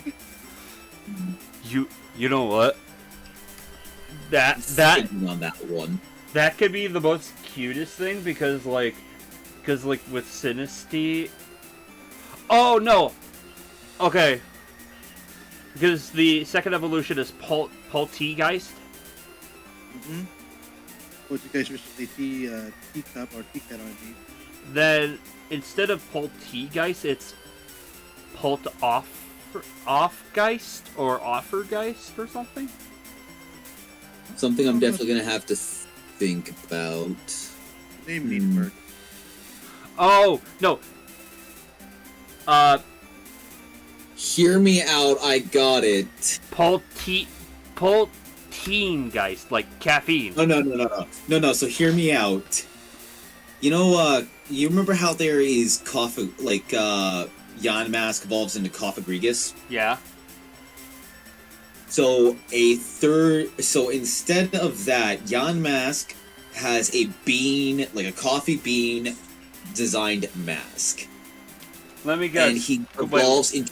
Let me guess. Huh? Coffregus, or No. Yamask's final evolution. He works at fucking Starbucks. Nope. Damn it! So, the name I had in mind was Caffeine. Okay. So it's literally a dark ghost type. Okay. And the idea is that it's a kind of like a Coffagrigus design, but instead of it being like a Coffagrigus. Yeah. Actually, no, I got a better idea. What? It's fucking Kendall and Executor. Base it off the coffee beans. There we go. That's a lot easier design-wise to make that work. Interesting name. Yes, I like it. Interesting. But yeah,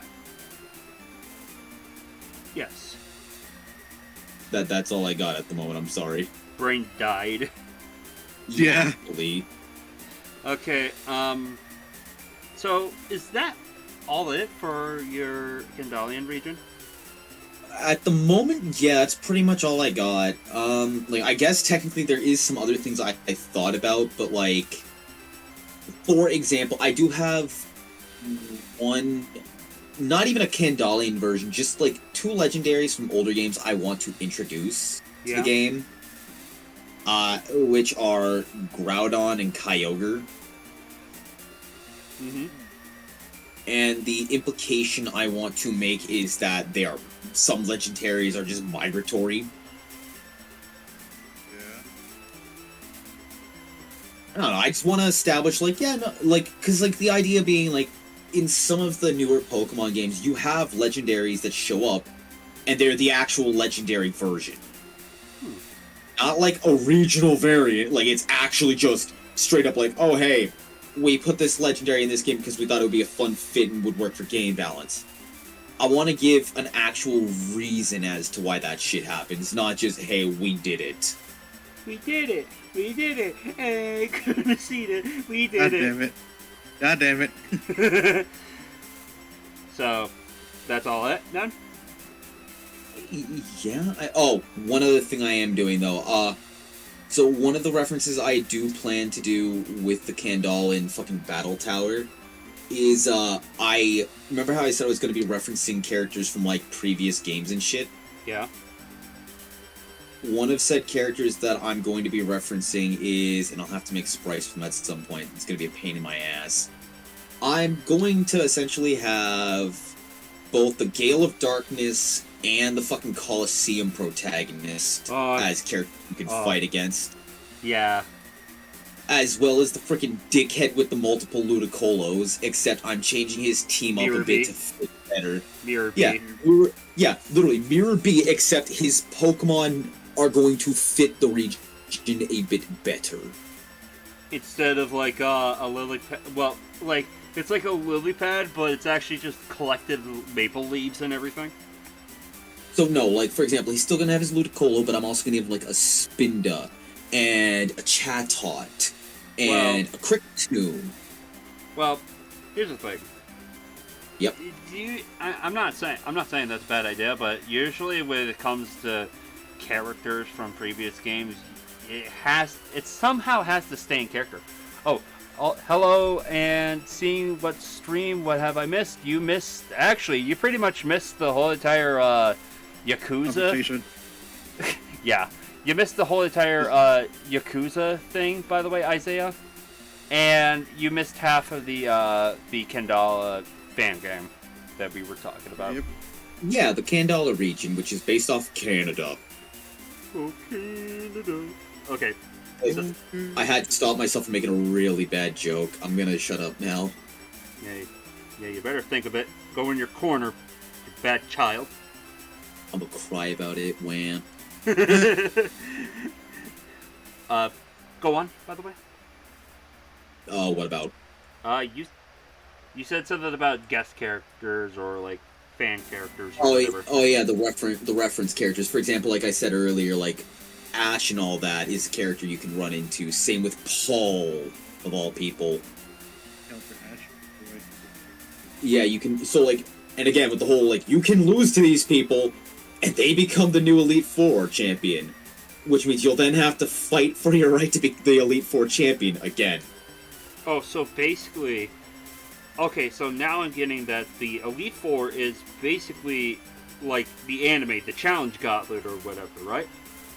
So that's the thing. It's more like the original games where you do like the run of the gauntlet, where it's like you have to do all 4 Elite Four members.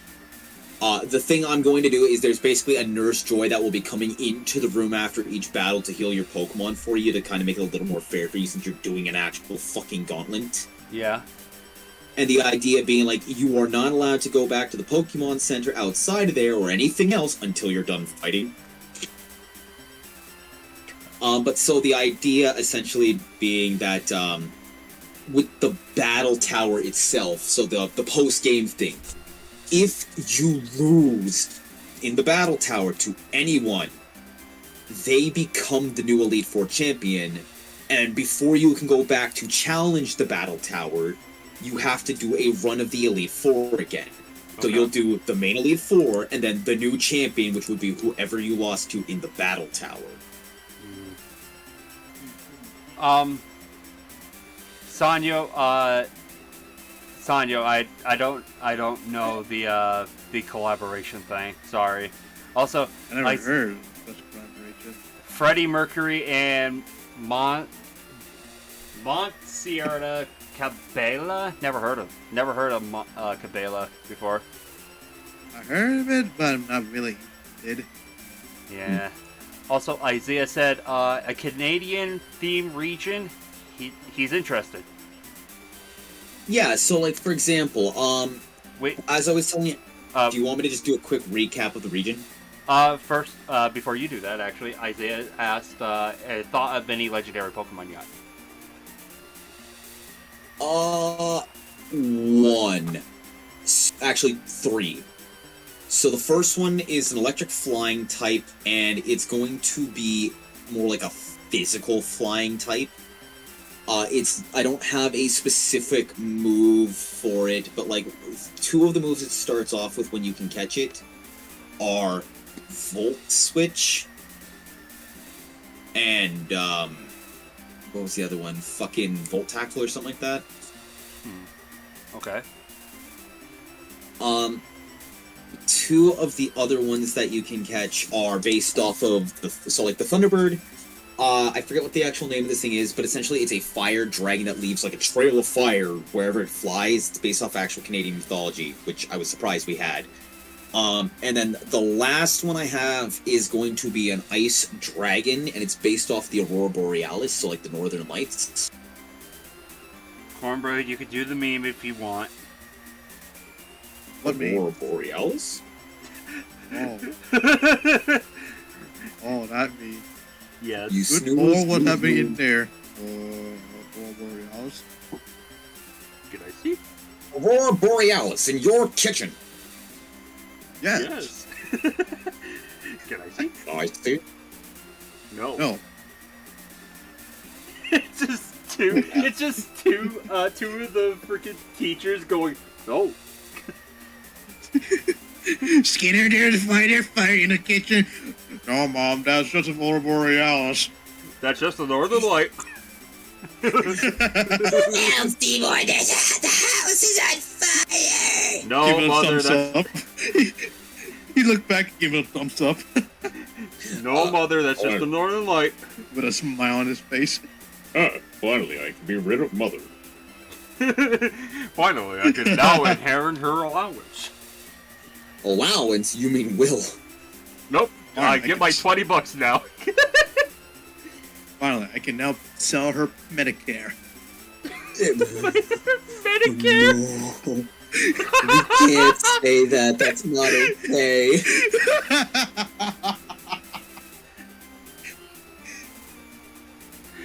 Oh my god. Hey man, what can I say? Dark humor, kid. Time to humor me. You're allowed to say dark humor as long as it just doesn't take to the extreme, Squid. Humor, it's nothing. Gotcha. I'll keep that in mind. Okay. Oh no, you're gonna say something bad. I'm No, going I'm gonna to say avoid the it anyways. word. I'm about to have a low tier god moment. Nigel Thornberry.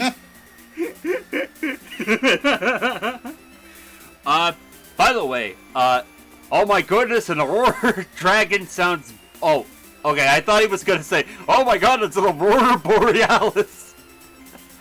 Oh my goodness, a Aurora Dragon sounds baller. Yeah, it does. It does sound baller. I'm glad y'all think so. Yeah. By the way, Yes. we were talking about the Sinistea. I actually am actually drawing what the Sinistea and the regional Sinistea and the Poltegeist, the evolution. I'm actually drawing. I'm making a concept of that right now. Oh yeah, bam. Yeah, because that actually sounds interesting as hell to me. But yeah, so like some of the other things I had in mind though, for example, so just to do a quick recap. To quickly explain the Kandala region, so each of the gyms you have towns and you have cities. Cities are where you get to battle gyms. Towns are more like underdeveloped cities, so you'll go through there and they have patches of grass where you can also catch Pokemon. They might have a Poke Center or they might have a Poke Shop. They don't always have both, only some. Yeah. Additionally, across the region, thanks to one of the villain teams, is inflation. So sometimes you will go to an area within the region and you will buy an item, and from time to time, what will happen is you will buy the item, and the prices for it will increase. And it will continue for as long as you are in that area, and it will remember it, and will continue to stay inflated in that area. Until you beat the game, in which everything resets back to its normal price, and will continue to stay at its normal price. The reason for this being is because of one of the villain teams, Team Royalty, which is essentially their leader is working for the Elite Four, and because of this, they are able to get away with a lot of the things they have been doing. Okay. Despite the fact that they really should be able to. So the idea being that you beat the Elite Four and essentially you will restore everything. But the idea being that when you are traveling through the region, there are different areas you can visit as well that aren't, like, essentially there are multiple areas where it's like, I'm losing my train of thought, I'm trying to regain it. Okay, let me... Don't worry. Take your time. The map is fucking huge. Like, he Oh, says he's that already with talking. full... He says that with full fucking confidence. Huge! The map is huge. Is this 4 times bigger than Fallout 4? Let me put it this way, Or again. Forza. So let me put it as this. Each province, quote unquote, will have 3 to 2 towns, and then a city. Okay. Okay. And then on top of this, each area will have, like, either, in, like, the case of the second area, you get the Safari Zone as early as the second area. But then you've also got things like your caves and all that. One of the places that you get to catch your legendary Pokemon, in fact, happens to straight up be an island, which you'll only be able to go catch that Pokemon after you beat the gym leader of, like, that quote-unquote area. Additionally, when you beat said gym leader, you'll basically go and fight the Team Royalty members. Okay. There are also multiple, and I do mean multiple, a lot of multiple rivals. There's a lot of them. For example, you have 2 people that grew up in your area, your town's bully and literally the professor's kid. You have a young hex maniac who happens to be traveling from a different region. You want to specify a region? I'm choosing Alola. I'm giving them a Litten. It's the only Litten you'll see all game, too. And you can't even catch it. Dumbass thought you said trans for a second. Huh? My dumbass thought you said trans. No. Trans Okay, rights. Let's go. Yeah. Yes. I love Bridget. Same. But, Bridget? anyways. Yeah, and Guilty Gear. Oh. I thought while we were still talking about Pokemon, I thought you meant like the new character in Gen 9. Oh, is that actually what the character's name is? No. What I thought is like, because I can't remember his name, so I know which character you're talking about. yeah, the ice person. yeah, the ice person. Damn, he just looks pretty. Forgot her name. His God. sorry. No, you're good, But, I just started the cornbread. No, go ahead. That's just fine. Oh, okay. I was like, damn, that dude's pretty. That's a. Yeet. He's a pretty boy. It's Yep, pretty, that's the dude. entire thing. Okay, Taco. How many people like actually think it's actually a female? Of the So- character design. Okay, I need to talk about this. One of my favorite things that happened since the creation of this character. Somebody was making fan art, and the immediate thing they complained about was the fact that they thought the character was initially a girl, and they used a template with boobs. And then I had to change everything because I found out the character was male, and I still think to this day that is the funniest interaction. Yeah. I had to restart my entire piece of artwork because the character turned out to be male. Just like, damn. There's some. Go on. Sorry. there was some like abundant controversy on that character, particularly that a lot of people had like major confusion on the on that one character. Heck, even like a bunch of news articles mentioned about it too. Like there's like so many people that confused by our actual gender. They don't know if it's actually male or female because like if you look at the character itself, it's completely like how do you call it? Deep clothes. It Yeah. covered everything, including his mouth and features, and you can't even tell if it's male or female. Are you a boy or a girl? To the most extreme levels. Are you Perhaps. are you a boy or a girl? I prefer not to say anything. You need to answer the goddamn question. What is this, a multiple choice question? Yes. You think you have a choice in this answer? Answer it. Bish. Professor literally broke the fourth wall, go up to you, and answer the goddamn question. Are you a boy or a girl? Answer the fucking question. Don't make me come out of this Game Boy. Okay, Stink said, Canadian theme region? Gotta have that rock grass type theme around crystallized maple syrup. So actually, it's funny that you should say the crystallized maple syrup. I do have a Pokemon that I'm planning on doing that. Ironically enough, it's an ice fairy. Okay. Oh, also, Squid. That's it. That's all I've got so far. Yes. I also finished the Sinistea, and I think you would actually like this region variant. I'm sending it to you too, Cornbread. If it will load, that's the thing. Me doing anything, honestly. Yeah, it just sent. Alright, check them out.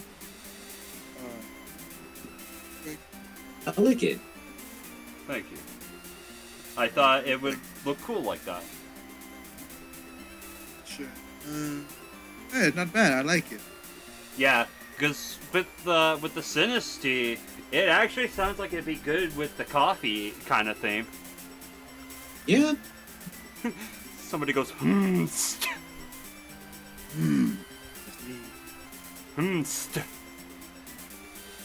I'm so comically behind on so many things I haven't even seen the DLC for Sword and Shield yet. You don't have to. It's just like, you just gotta listen. Don't Yeah. say waste of money. Uh-oh. What? The DLC. That's just my personal opinion on the matter. No, it's not that. Apparently, the instruction... Okay, so apparently my thing is ran on so much memory. My What, computer. your My old- computer. Oh, I thought you were talking about OBS. I don't know. Actually, no, it's my OneDrive. Never mind. I shouldn't have actually gotten rid of the music then. Damn. Okay, so so is that it for your Kendala region? Yeah, but I don't really have anything else to talk about it, so... Okay, students, time to get your pens and pencils. Here comes my region. It's gonna be on the test. You're gonna have to remind it later. I thought why you sound like when you say, "Okay, everyone, time to pick up your pen and paper." Okay, my region. Why did you say region as a race? Huh? No, I thought you were gonna go for that as like a slang. Yo, my region, No. what's up? Yo, my region. When you say my region, I'm like, wait a minute, is that supposed to be something weird or be racist? Yo, what's the point here? What are we doing here? Why are we here just to suffer? Fairy dark type based on Canadian marble foxes. I had never heard of that. What Never is- heard of that either. Isaiah also said you never said anything about the third legendary idea, though. Dragon based on the Aurora Borealis. Thunderbird. Fire dragon that leaves a trail of fire through the sky. Oh Okay. my god, that's the cutest thing I ever seen in my goddamn life. What? Oh, the movie. Canadian marble fox. It's adorable. Oh, okay. I'll have to look at that later. Yeah. Actually, just look at it right now. Okay, so my region. Well, My two Pokemon game fan ideas are basically intertwined because it's going to be based on what else nobody ever did this on? Quantum physics. It's the games Okay. are what? AKA kinesis. Yes, like that. I was like thinking like psychic skills would work well. Well, with quantum physics, it also has to do stuff with time manipulation and something about the atmosphere. Can't remember. Yes, Milk. We're making a Pokemon fan game. So, with this, it's both of the More like a brainstorming. big brainstorm. Yeah, basically. So, my two games, Pokemon Anta and Pokemon Tralia. Anta is based on Antarctica. And yes, Cornbread, the home of the penguins. Yeah. And the other one is based on Australia. So basically, the two stories of this game is basically a dimensional wormhole has appeared in most of 10 years apart from each. Well, 10 years apart from each 10 years, there will be a dimensional wormhole that will appear in like any specific parts of the town. So there are now these people that are investigating these wormholes, like the Aether Foundation. Instead of just like being a psycho bitch, they are actually really helpful. Foreshadowing that they're not really helpful.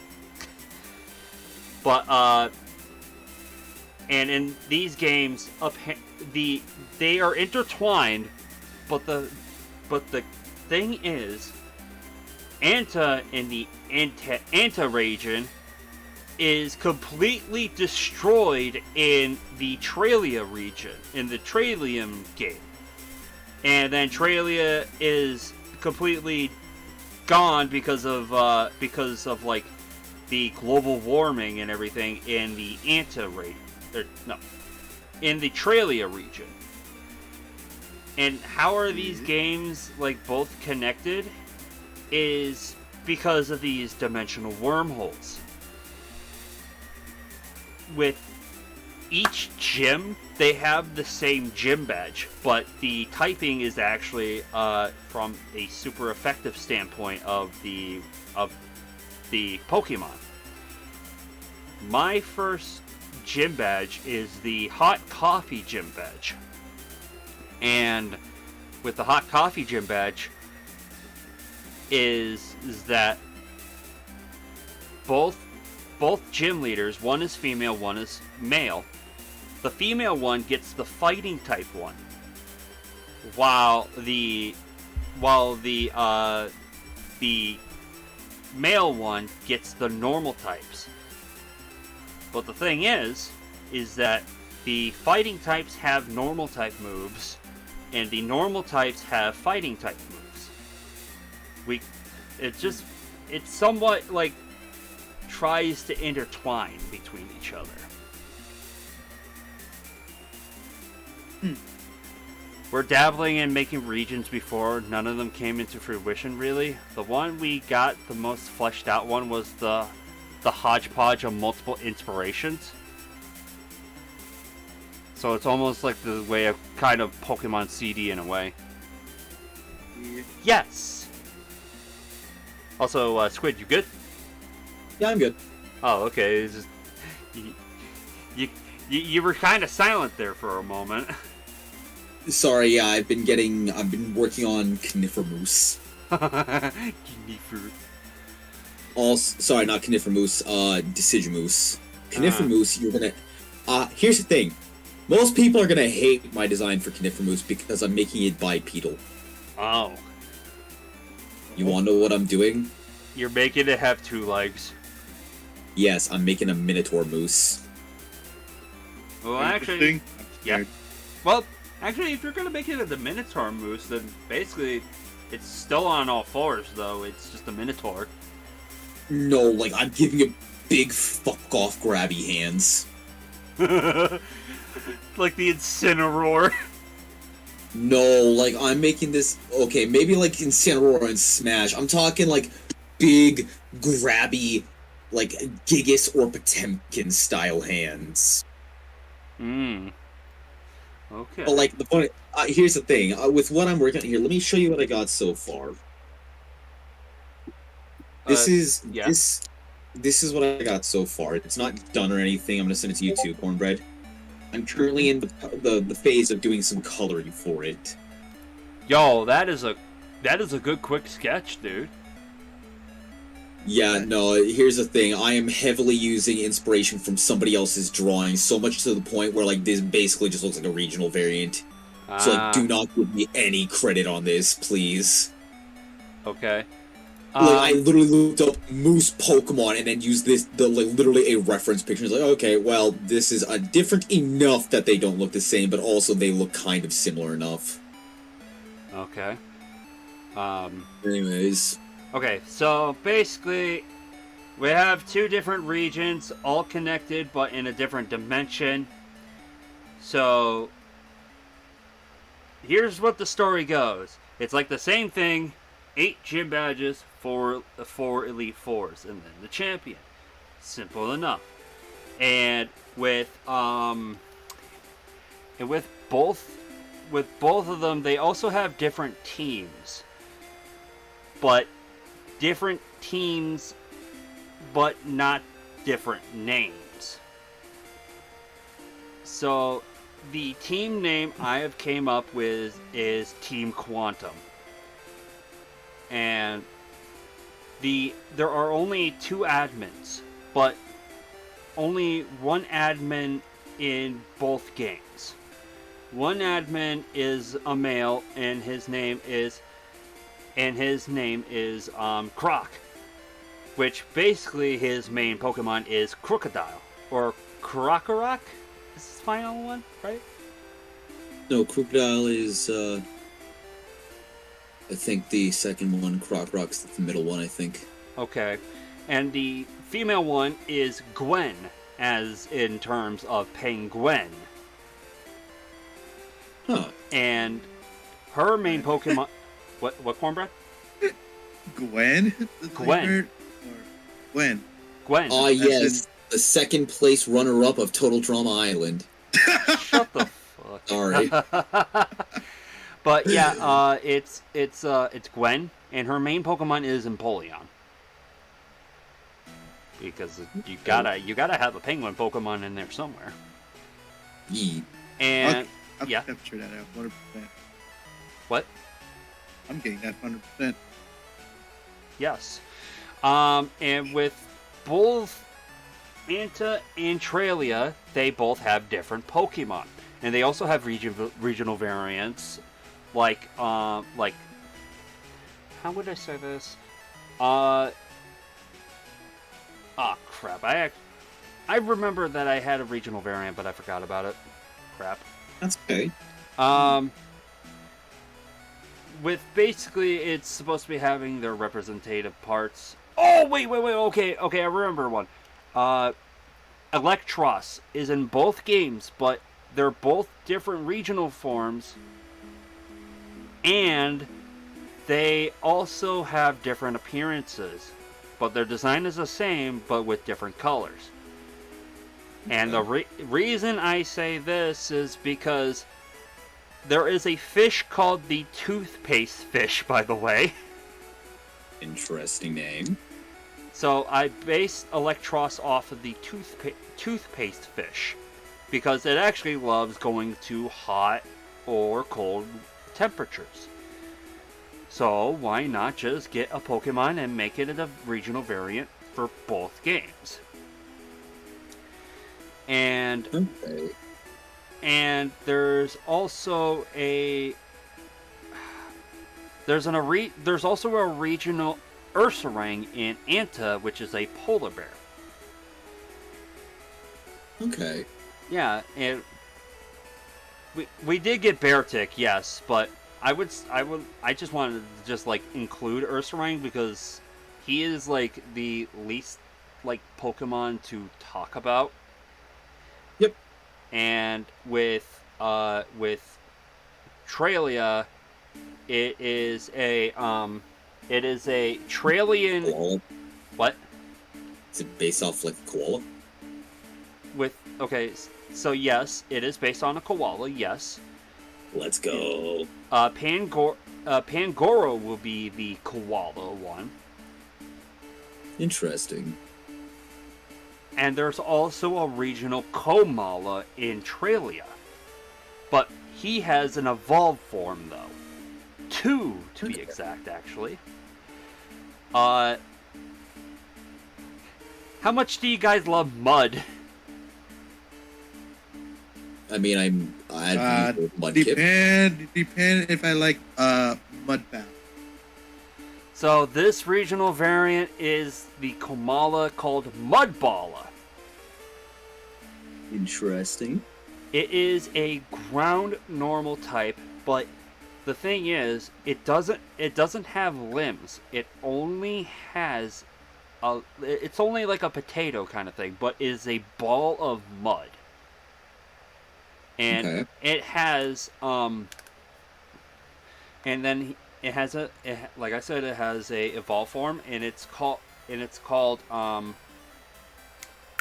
crap. Hold on, let me look at my notes. Take it out.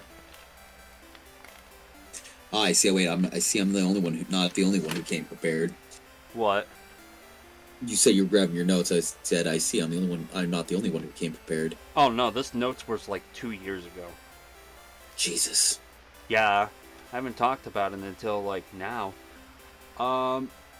So his second evolution is Stackmala, which is just like a big pile of mud, but it's actually six mud balls in one, like a magneton. Okay. Interesting. Interesting.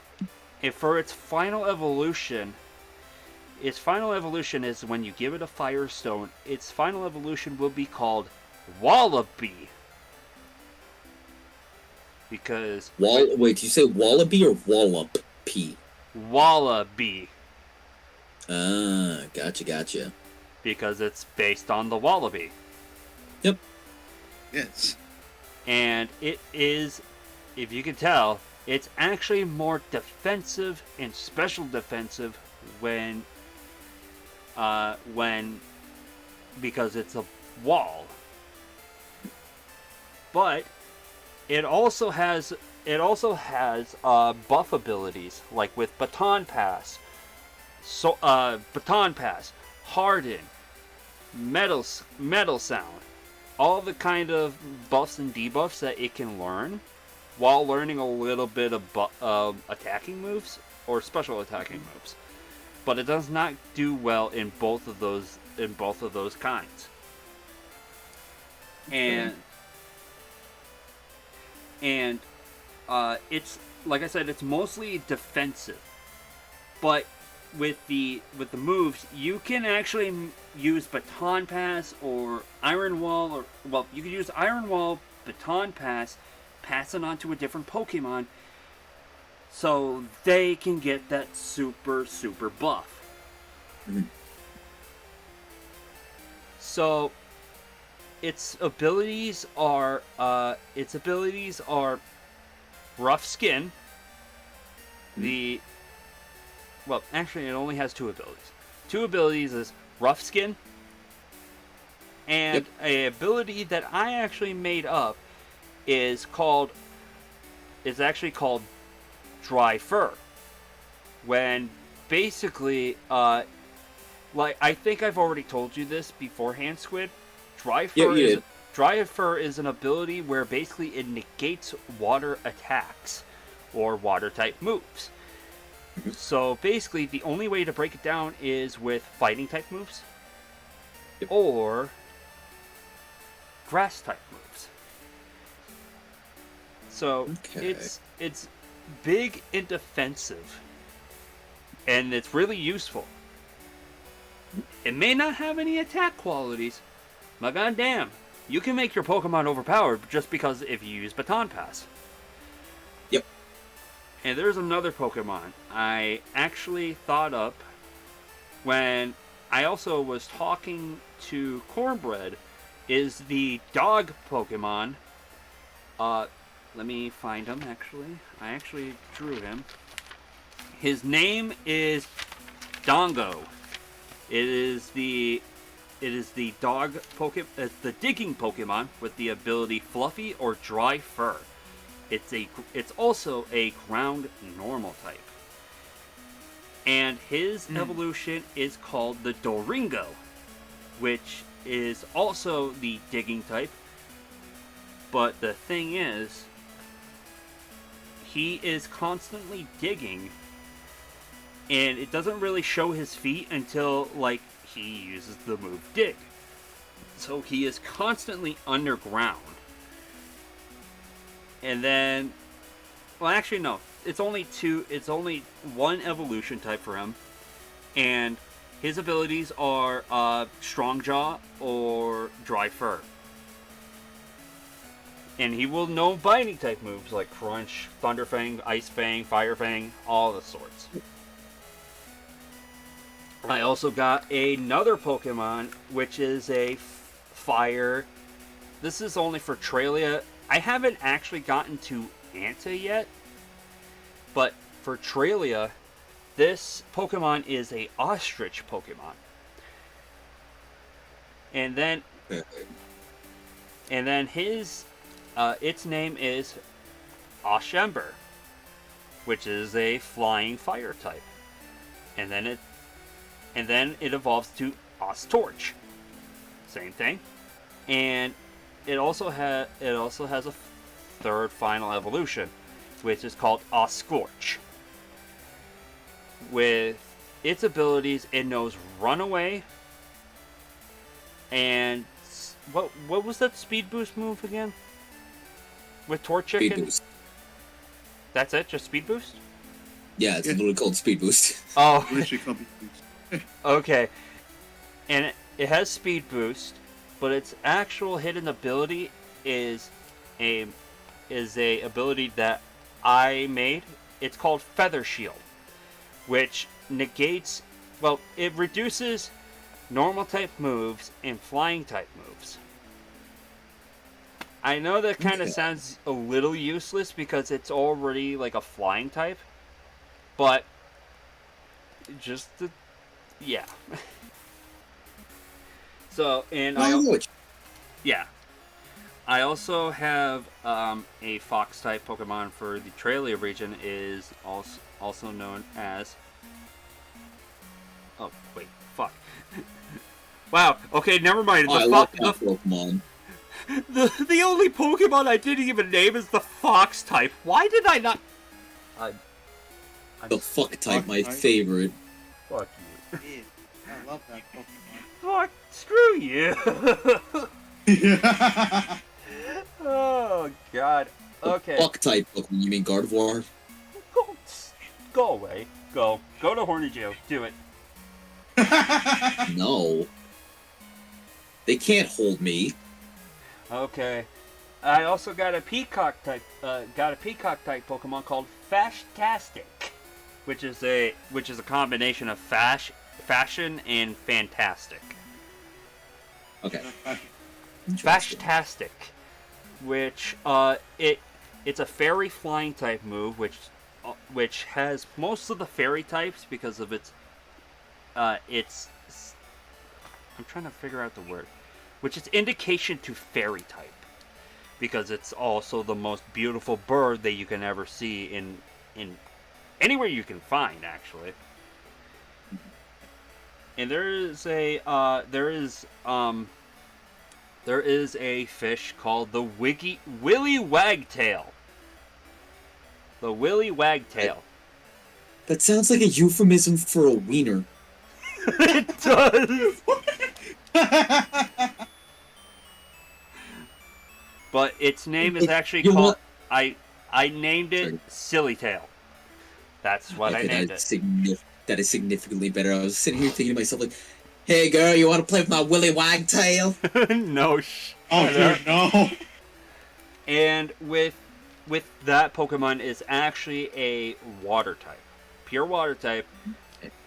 But it is the offensive it's the offensive Pokemon, which basically only would know stab type moves, and its physical strength actually outranks all of its other stats and everything.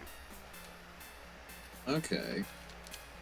And the Tralia region legendary that I made for this is based on the Tasmanian tiger. And I know we're devil. Tasmanian tiger. Okay. While the Tasmanian devil is actually like the mythical Pokemon and everything, like Mesprit, Uxie, and Azul. Okay. While the Tasmanian tiger takes on a tiger form, but it also what am I saying? I'm saying the Tasmanian tiger, not its fucking name. It is actually called. It's also called Smokonium. Smokium. Smoke. Its name Smoke is weed every day. Okay.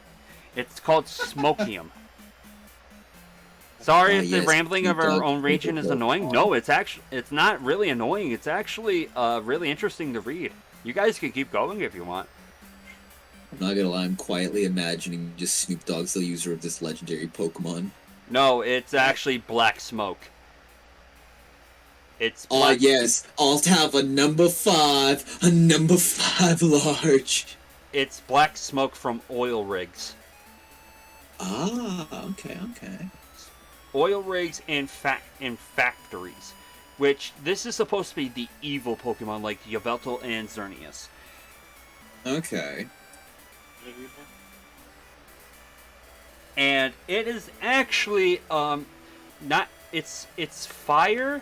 It's not dark though, but it's also steel type Okay. because of oil rigs and their uses for fire and smoke. Yep. And there's also a middle ground Pokemon, only for the Tralia region though, and is based on the Sydney Opera House.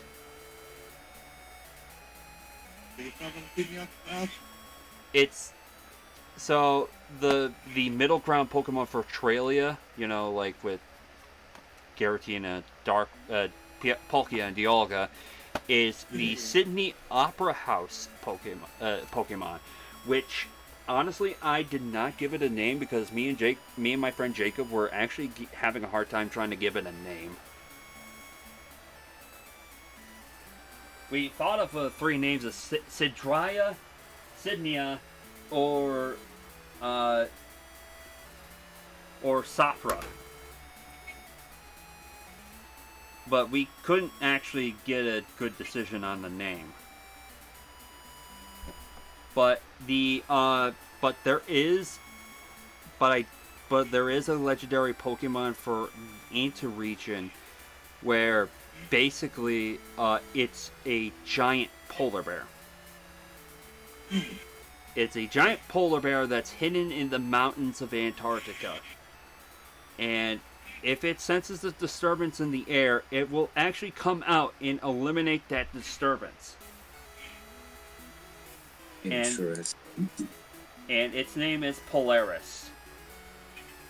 Not the camera brand, by the way. No, I know. But it is a ice psychic type Pokemon. Not poison. The thing is, I'm going on based on like based on not only just the color, but also based on the factory in Tralia. So that's why it's not really poison. Sidria sounds like a good name. It sounds somewhat elegant. Probably. Yeah. Also, are you playing Xenoblade Chronicles 3, dude? I don't know what you're talking about. Bro, you were supposed to wait for me. You said I could just go ahead without worrying you. I said I- go ahead and do the side quest. Whoops. God damn it. Here, Don't me out. worry, you're not missing Well, out that much. You're not missing out that much. Okay. So hear me out. You could call it Operatia. Operatia? Yeah. Yeah, that actually sounds a lot better, and we're also kind of missing a lot of O named Pokemon, so yeah, it could sound good. So there's also a middle ground Pokemon for Anta 2, but Cornbread, I think he kind of took my idea about the fucking Wait, Aurora Borealis Pokemon. No, that was me. That was him. That was good. Yeah, I know, and that's why I said I think Squid stole my idea. No, you said Cornbread Wait, first. I need to hear this Oh, really sorry, quick. Cornbread, sorry. Wait. I need to hear this really quick. There it is. The only reason why I went with Aurora Borealis, I know for a fact Canada has it. Yeah, it does. I also, okay, for the Tralia Pokemon, I also had a very different design. It was supposed to be the Tasmanian Devil, and the thing is, my dumbass really wanted to just make it reference off of the cartoon called Tunatus, by the way. That sounds way too close to Tornadus, though, is the issue. Yeah, or I could have just called it Tunado or Tunatus, but that one was immediately scrapped when my friend Jacob just really did not like that idea. And then I had a second thought, so I was like, yeah, I don't like that idea either. Hmm? Yeah, and there's a lot more regional variants in both of those games, but I can't really think of them immediately because I had those ideas, but they didn't stick with me too long and I forgot about them. So, I feel that, my guy. Okay, the main story of both of the games is, like I said, quantum physics, which both of them you get not well. Okay, in Anta you get 2 professors. In Tralia you get 1. They both are included into the story when they're trying to get each other to just trying to get each other to see each other, because the one in Tralia is actually the one that traveled through a dimensional rift to from Anta to Tralia, and they're trying to get back to each other because they're a family. It's mother and father and their son.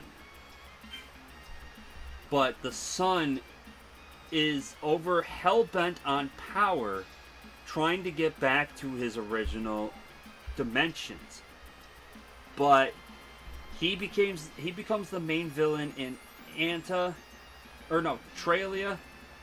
and while the other 2 are trying to get him to come to his senses after crossing dimensions to Tralia.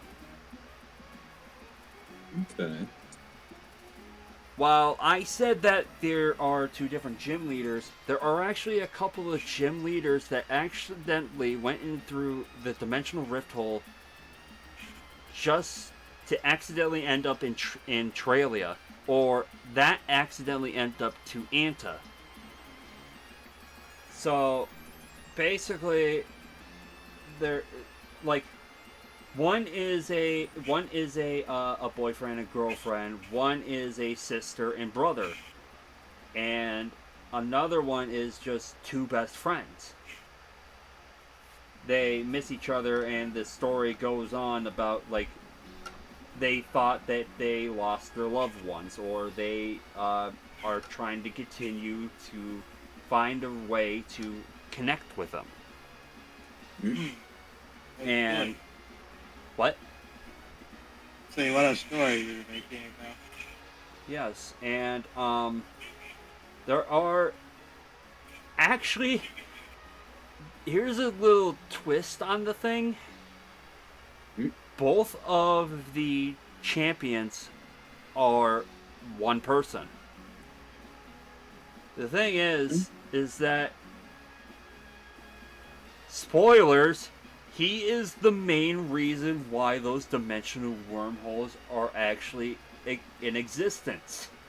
Because of a science experiment that failed on him, splitting up both of the same personality and just bringing them to a different region. He is at fault, the one that made the dimensional wormholes or the dimensional rifts. That man. But he's not really an evil guy.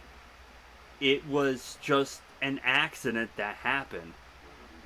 And that's why he made a foundation with the one professor, let's just say both of them made a foundation to get rid of the wormholes using all three of the professors. But one professor, like I said, is hellbound on power, and he's trying his hardest to get to his parents. He misses his parents. He misses everything, but he accidentally made the middle ground Pokemon, the middle ground legendaries, and with both of them combined, he got corrupted into power to make a higher up class Pokemon, which is Corruptor, which is like Venom with Spider-Man or Carnage, the symbiote, right? Yeah. This is that Pokemon, but hellbent to destroy the world by creating more dimensional rifts. Enough dimensional rifts to tear apart the planet. Okay. Yeah. It's like creating multiple black holes, but trying to tear them apart one by one.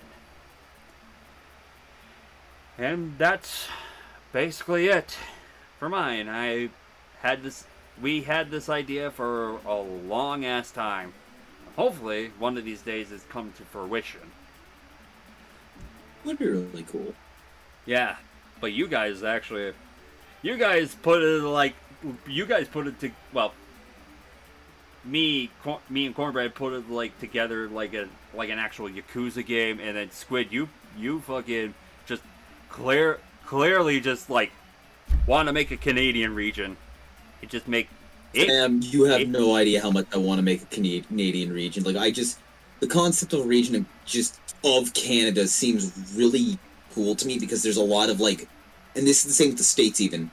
There's a lot of within what the countries can provide. Instead of naming the versions of your names based on the name of the regions, why not have it be something like Flare or Freeze? It's just because I could do it like that, but the regions. I don't have an actual Pokemon game name, so that's why I just went with a region name. I'm gonna be absolutely honest. How about Pokemon Maple? No. Well, because the thing with that is I kind of wanted to fit in with what my story's about as well for the name. I guess Pokemon Aurora would work. That's it. There you go. Pokemon Aurora. With Flare. Pokemon Aurora Borealis. With Flare. In my kitchen. Or Pokemon Borealis. Pokeralis. That's my new Poker's mechanic. Pokeralis. No. It's what the hell is going in there? Pokemon Auralis? Pokeralis. Can I see? No. Pokeralis in your kitchen. Yeah. Embracing the horrors of the world you live in versus ignoring it, basically. Yes. Flare or Freeze? It's just because me and my friend Jacob had like this idea just because of like hot and cold. What are you gonna name your Pokemon game? Hot and cold? No. That sounds stupid. That sounds like it's made by Katy Perry. It's like saying that you made a game called Marco and or Polo. Also, fam, I have finished Deciduous. Oh my cool. god, Send it. Here that you is go. amazing. Send- That is amazing. For some reason, I thought the leaf on like next to its mouth. Wait, is that supposed to be a leaf or its mouth? It's both. Boy, it's both, my dude. I thought So it made me think that it's going. "Ugh."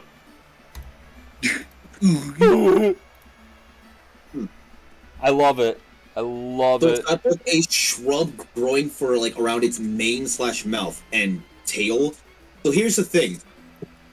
The final version, what I'm going to do is I'm taking a little bit of inspiration from Timber, and I'm going to have him holding a tree.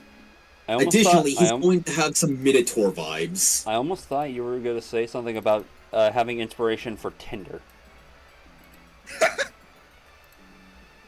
Ma'am, I am trying to drink right now. Fire's already taken, and ice feels like too basic, so I figured it'd just take both of those words and make them a little grandiose. You know what? Screw it. Flare and freeze. Let's go. Let's do that. No, because you've already got Team Flare. That doesn't work. Yes, What's but next? here's So the thing. can we It's a fan Pokemon game. Frost and Inferno? Frost and Inferno? Yeah, Pokemon Frost and Inferno. Yeah. You know what? Yeah, because I've already made the legendary a fire dark type, so I'm not gonna have fun designing this part now.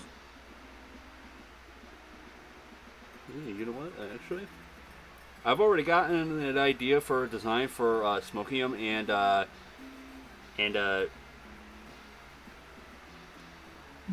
what the? Oh wait, no. Did I even give a name to the ice type one? What's the type thing? Psychic Ice, the legendary polar bear Oh, Polaris. Yeah, Polaris. Okay, There you Smokium go. and Polaris. Which I now thought of the design. So, A long time ago, there's a Pokemon named Borealis. pull your ass. Pokemon pull your asses. Well, Pokemon Borealis. okay. Now I remember what the Aurora Borealis one was supposed to be, because now I just remembered, oh wait, I think Squid stole my idea, which is Aurorium. That is the middle ground for Anta's legendary is. Nice. Plan on Pokemon calling it Pokemon Logos and Pathos. If we release it, since the duality is basically the extremes of the corrupted Logos and corrupted Pathos and ignorance. I call ignorance. I call being Pokemon Greed. I call Pokemon Pot of Greed or Pot of Desires. I call Pokeralis. I call Pokerus. Well, Okay, so I have gone through everything, so what, do you guys have anything to add? fam, I'm still just kind of here designing Conifer Moose at the moment. I don't really have anything to say, if I'm being absolutely honest. Are you making a Dur evolution? Huh? You making a Dur evolution of that Pokemon you made? A what evolution? Yes. This is the starter. Oh, okay. Oh, I didn't go over the starters.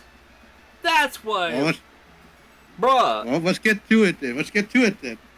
Okay, so the starters for both of the region games is actually a dolphin, a monkey. Wait, actually, no, not monkey. Okay, it's actually a dolphin, a hyena, and a lizard. Which the hyena is the fire type, the dolphin is the obvious water type, and the other one is the grass type. And the okay, now looking through the notes, I think Squid, you're gonna like this stupid name for the hyena. His name Tell is me.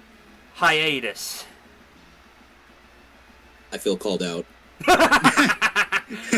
The fire type is named Hiatus, and then the other one is called Dolphina. And Dolphina Plazo? yes, that was actually the original intentions. Actually, I love it! Or like Dolphina Nut. Shut up! I'm joking. Dolphina I'm joking. Bitch, I'm gonna make it so you can never Delphina nut again. Well, it actually just sounds like a fucking Nutella brand for Pokemon.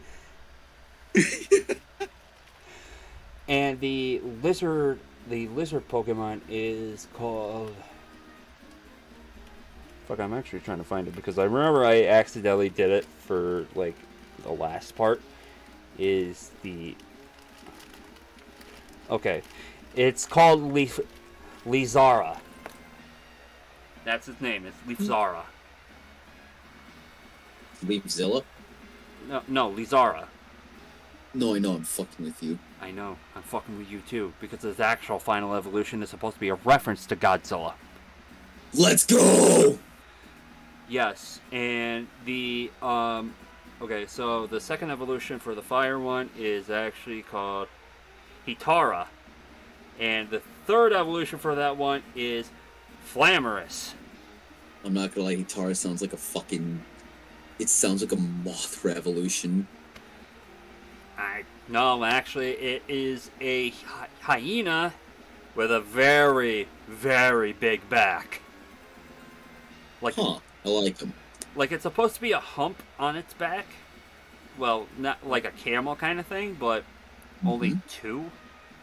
But it's only two, but actually it's one big giant hump. Okay.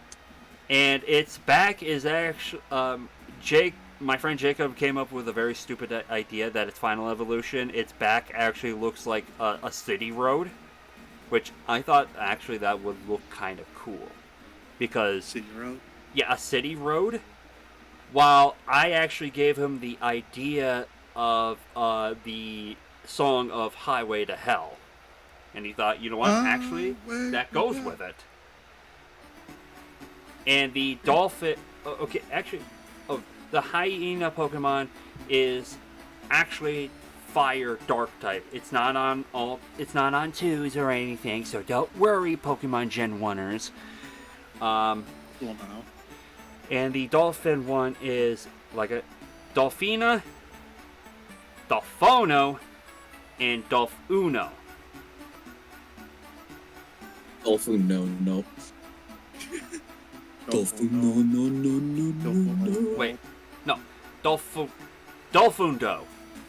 I I just say Dolphin. I thought you said Dolphin. Dolphundo. Just straight up. Because Just. I'm sorry, I'm losing my mind over the folk. Dolphin. Just the Pokemon's name's the fuck. Yeah. Sorry, go ahead. I fucking hate you guys. Understandably so. I hate me too. I hate myself as well, but when I It's a realized wa- that name. It's a water fairy type. Well, no. What am I saying? It's a water ice type that develops ice around its face like a mask and battle armor. But it also mainly knows fairy type moves. And it sings. It sings its beautiful songs and is also heard around in the world. So it also, Mimuku Pokemon. and it's also supposed to be a reference to Do Re Mi, like in the natural songs in America. Okay, sorry. I get what you mean now. For a second, though, I thought you were talking like Dory Man. I'm like, excuse me? This is the reference you're going with? Dorime. Dorime. Iteri hameda dorime. Dorime. Ameno. Ameno. Ameno. Something. Where the fuck is Poochie? So, okay. So, actually, to clarify, the name is actually Dofreves, Dofre Do, and Dofre Uno. They both have the same name, but it goes for Uno, Dos, Tres. And Question: Do what? they have anything to do? I was gonna say, if they have anything to do with dancing, you could do Do Fe Manko. No, we're not fucking. No, okay. Actually, that sounds cool because of Doflamingo in Doflamingo in One Piece. But no, we're not fucking putting it on 2 and getting it fucking tap dancing shoes. Fuck no. That's already a different penguin Pokemon. Actually, that's actually a different Pokemon. Actually, that I've been thinking of actually, which is based on the movie Happy Feet. I'm stupid, okay? I love Happy Feet. You shush. No, I mean my Same here, bro. idea. I mean my idea. I know what you're talking about. I'm saying I love Happy Feet. You shush. I love Happy Feet too, but I thought you guys would think that would be kind of dumb. Just referencing off of a movie. Oh, yes. I have no room to talk. I'm fucking referencing I plan to reference Hideo Kojima in my game. Okay, yeah, point proven. Okay, with Lizara, which actually would be its second evolution is a cocoon Pokemon called. Actually, now that I think of it, I don't have it on my list. You know what? How about we just make it in the name on the spot? It will be called Kakura. There we go, Kakaron. Or actually, that just sounds like Kakyoin. Kakooine! Kakarot, but Or okay. Kakarot. Or Kakarot. Yeah, Kakarot. More like it. Wait, did I say Kakarot? Oh, Kakarot. I pushed that name yes. so goddamn hard. I've seen this parody before. No. Oh, you know what? No. Its name would be Protera. It is a grass ground type, like Torterra and everything. Weak, 4 times weakness to ice, and then its final name is Treezilla. Treezilla, which is a Godzilla-like monster, but it is actually a deity of a tree.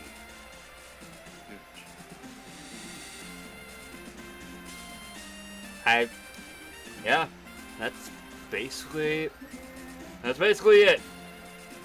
Okay. Yeah, Well, that's really cool. yeah, basically. I was just mostly thinking of like songs, movies, and just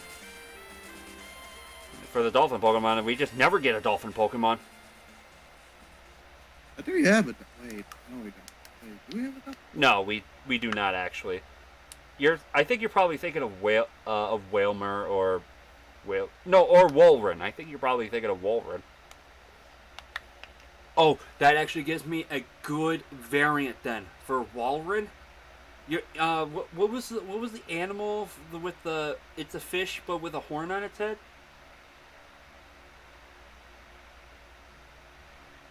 Hello? Yo, you there? Uh-oh. Uh-oh. Discord crashed. I am so sorry. Hold on. Oh. Nope. My computer just went down straight to hell. There goes all the memory. Okay. Wait, did it just come back now? Hold on.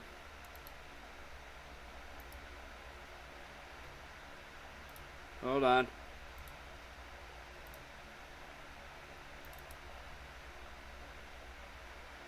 Oh, wait. Hold on. I gotta get Task Manager. Gotta get task manager. Hold on. God damn it. You know what? I got task manager on here, so hold on.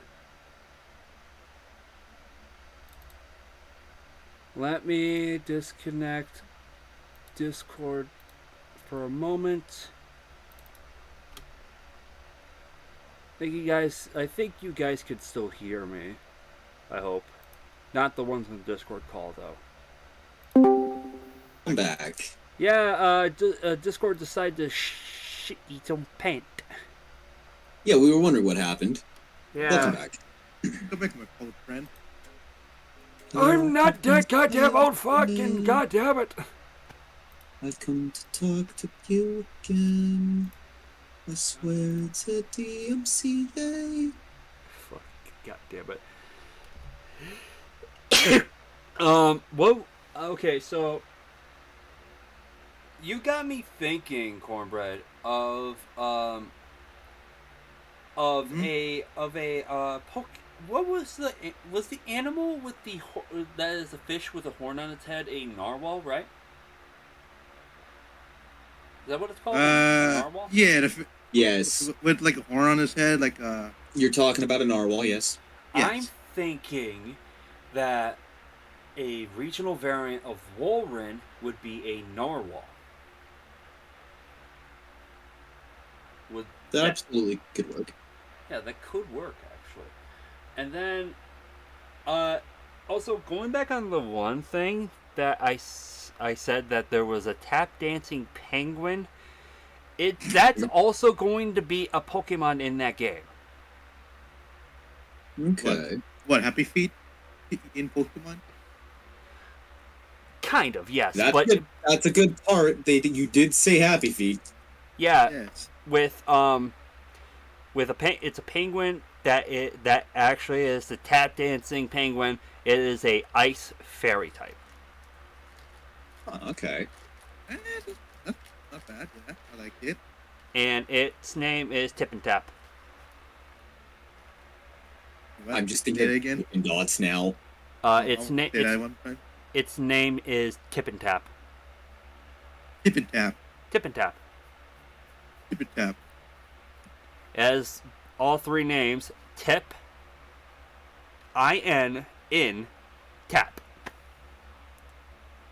All I can think of now is like a timpani drum. If its evolution doesn't have a timpani drum, I'm going to be sad. Or a drum of some sort. No, it's only a dancing Pokemon, dude.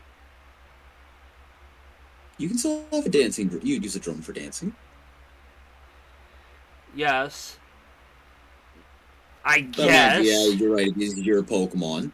I guess. But its evolution is called Tapany. Like it is a timpani. My dumb ass was thinking cat like similar to Happini, and I'm like, oh, I'm glad I was wrong. Its evolution is Tapany, and its design. Okay, its first design is just like a penguin with a tuxedo. Well, a pseudo-like tuxedo and tap dancing shoes. And Yep. its second evolution is it's one of those ridiculous Pokemon, like kind of like Sir Farfetch'd, but it has Oh, Surfetched? Love Surfetch'd. that boy. Yeah, because it has like a goofy look to it. But Tapani actually has long blonde-like hair. Interesting choice. I thought I would actually get more reaction from Cornbread because it's a fucking penguin. Yeah, I mean, sorry, I was too busy. It was like, what was it? The Blonde hair. blonde hair penguin. My ass. Blonde. You know what my ass Blonde. is thinking of? It's thinking of that fucking Rockhopper penguin from Happy Feet. Oh Lord, praise. I love Praise that. the I pollution. fucking love that character. I love that character. Well, Oh, Happy Feet, you wish to join my sex cult, eh? no. That's literally what that penguin was running, was a fucking sex cult. Yeah. Okay, So it's not like that blonde hair character, but it has long, blonde, luscious hair that like apparently Tapani holds a comb and then does like one of those hair swishes and everything. It's funny. Okay, another thing, real talk. In Happy Feet, there's a female penguin. Why does she sound so sexual for some reason? Because she was fucking played by, I think, Beyonce or some shit like that. Maybe. I think so. No, like, I'm almost certain it was, like, Beyonce or, like, fucking, like, Mariah Carey or some shit like that. True. Probably. I don't know why, but she sound like she's like craving for sex. I don't know. We're not talking about this. Okay, we're not. We're not cornbread. You are way. We're too not young. talking about this.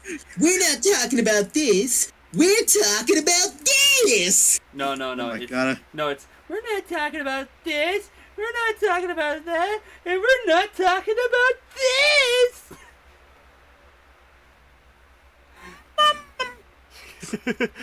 Also, cornbread. I was about to say you're way too young to know the birds and the bees. Okay, we gotta let you know when you're a little older. The bird and the bees? Wait, what? Excuse me? Hell, maybe between Flare and wait, what was it? What was the names that you thought of, Squid?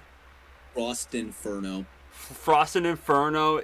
I might implement that the birds and the bees thing kind of thing. Make a new bee type variant. Hear me out. What you do for this running gag is you make a Pokemon teacher, and their entire team consists of one bird Pokemon and one insect Pokemon that just so happens to be a bee. Okay, I could do that. There you go. Absolutely, the joke still works. Yeah, that pretty much would work. So, is that all it for our regions, guys? I mean, while yes, I kinda have a base sketch almost done for Conifermoose if y'all want to see it here in a sec. Sure. Okay, let me just add the last little bit of vines onto this motherfucker. The reason I'm saying that is that I'm thinking of just ending the podcast right now. Fair enough. Sure. Alright, one sec. Nothing there.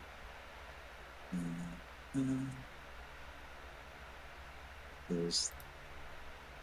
There. Okay.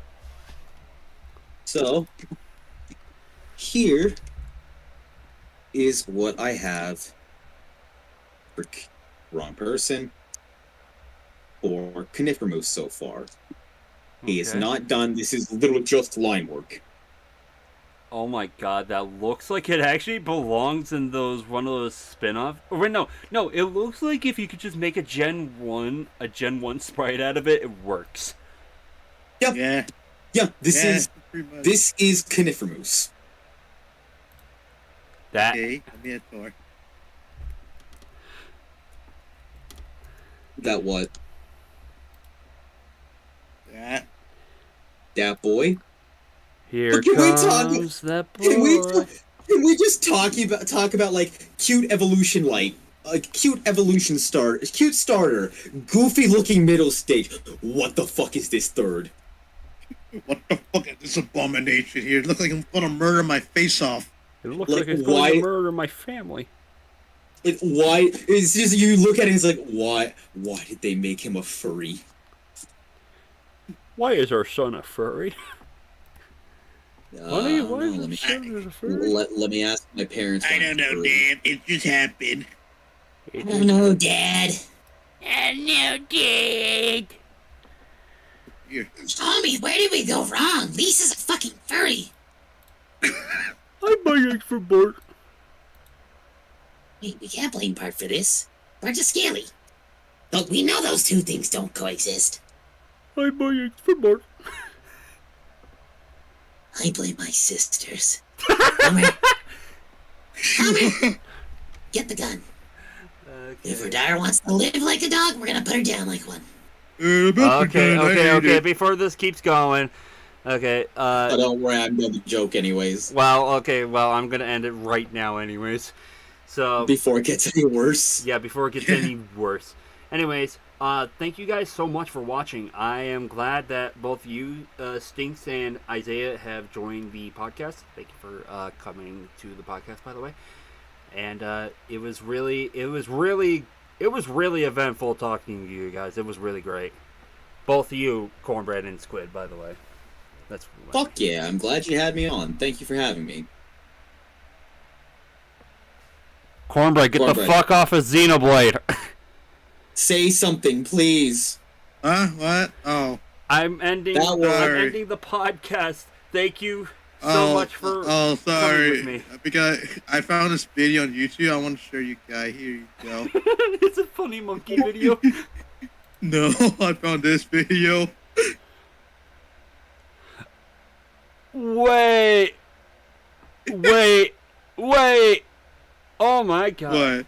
Oh yeah, I What? forgot about this song. Din, din, din, din, din, din, din, din, din, din. I love It's this such song. a meme song. Yeah, I love that song. It's such a meme song too. It's like you're staring. It's like you're at that moment and you just look at someone and you just stare for a few moments, just doing an eye contest back and forth, and the song just play in the background. And the camera just go back and forth. You know, you want to know something? This game was actually made by the people who made Shin Megami Tensei. Oh shit! Yeah. What game was it? Trauma Center, Under the Knife. Oh yeah, it's made by Atlas, and I fucking love that shit. I actually haven't played this game, but I know it's like you have to save someone and by doing the power of surgery. Yeah, and here's Yeah, the thing. There's actually a secret boss in these games, by the way. Hey. A secret boss in the surgery game? Yeah, like these fucking diseases are so powerful enough that they can actually take away your health. Is it bad that my dumbass was quietly just sitting here thinking of like, oh yes, they put Dr. Mario in as secret boss? I mean, Honestly, it is a it's DS funny. game. It's a DS game. Yeah, this DS Well, it's a game. Wii and DS game. Wait, it's a... Oh, yeah, I forgot. Wait, wasn't that So it Japanese start- only for the Wii? Nope, Wii version's the standard version that you can get, which is literally just freaking, whatever the fuck the game's called. And then there's a DS version, which is literally has the tag Second Opinion on it. Okay. Anyways, thank you, both of you, for joining me, by the way. Oh yeah. Yeah. Live up to your legend status, Cornbread. While you have that little legend icon right there. Yeah, I'm gonna go downstairs and bang my head against the wall. Why? Why were we so annoying enough that No, this song.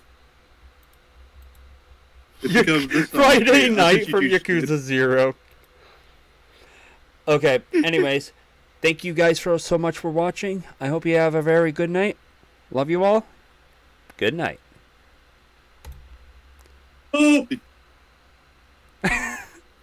I'm hoping they heard that before you could fucking close it on me. Just like, oh! The Oh, wait, cutouts. they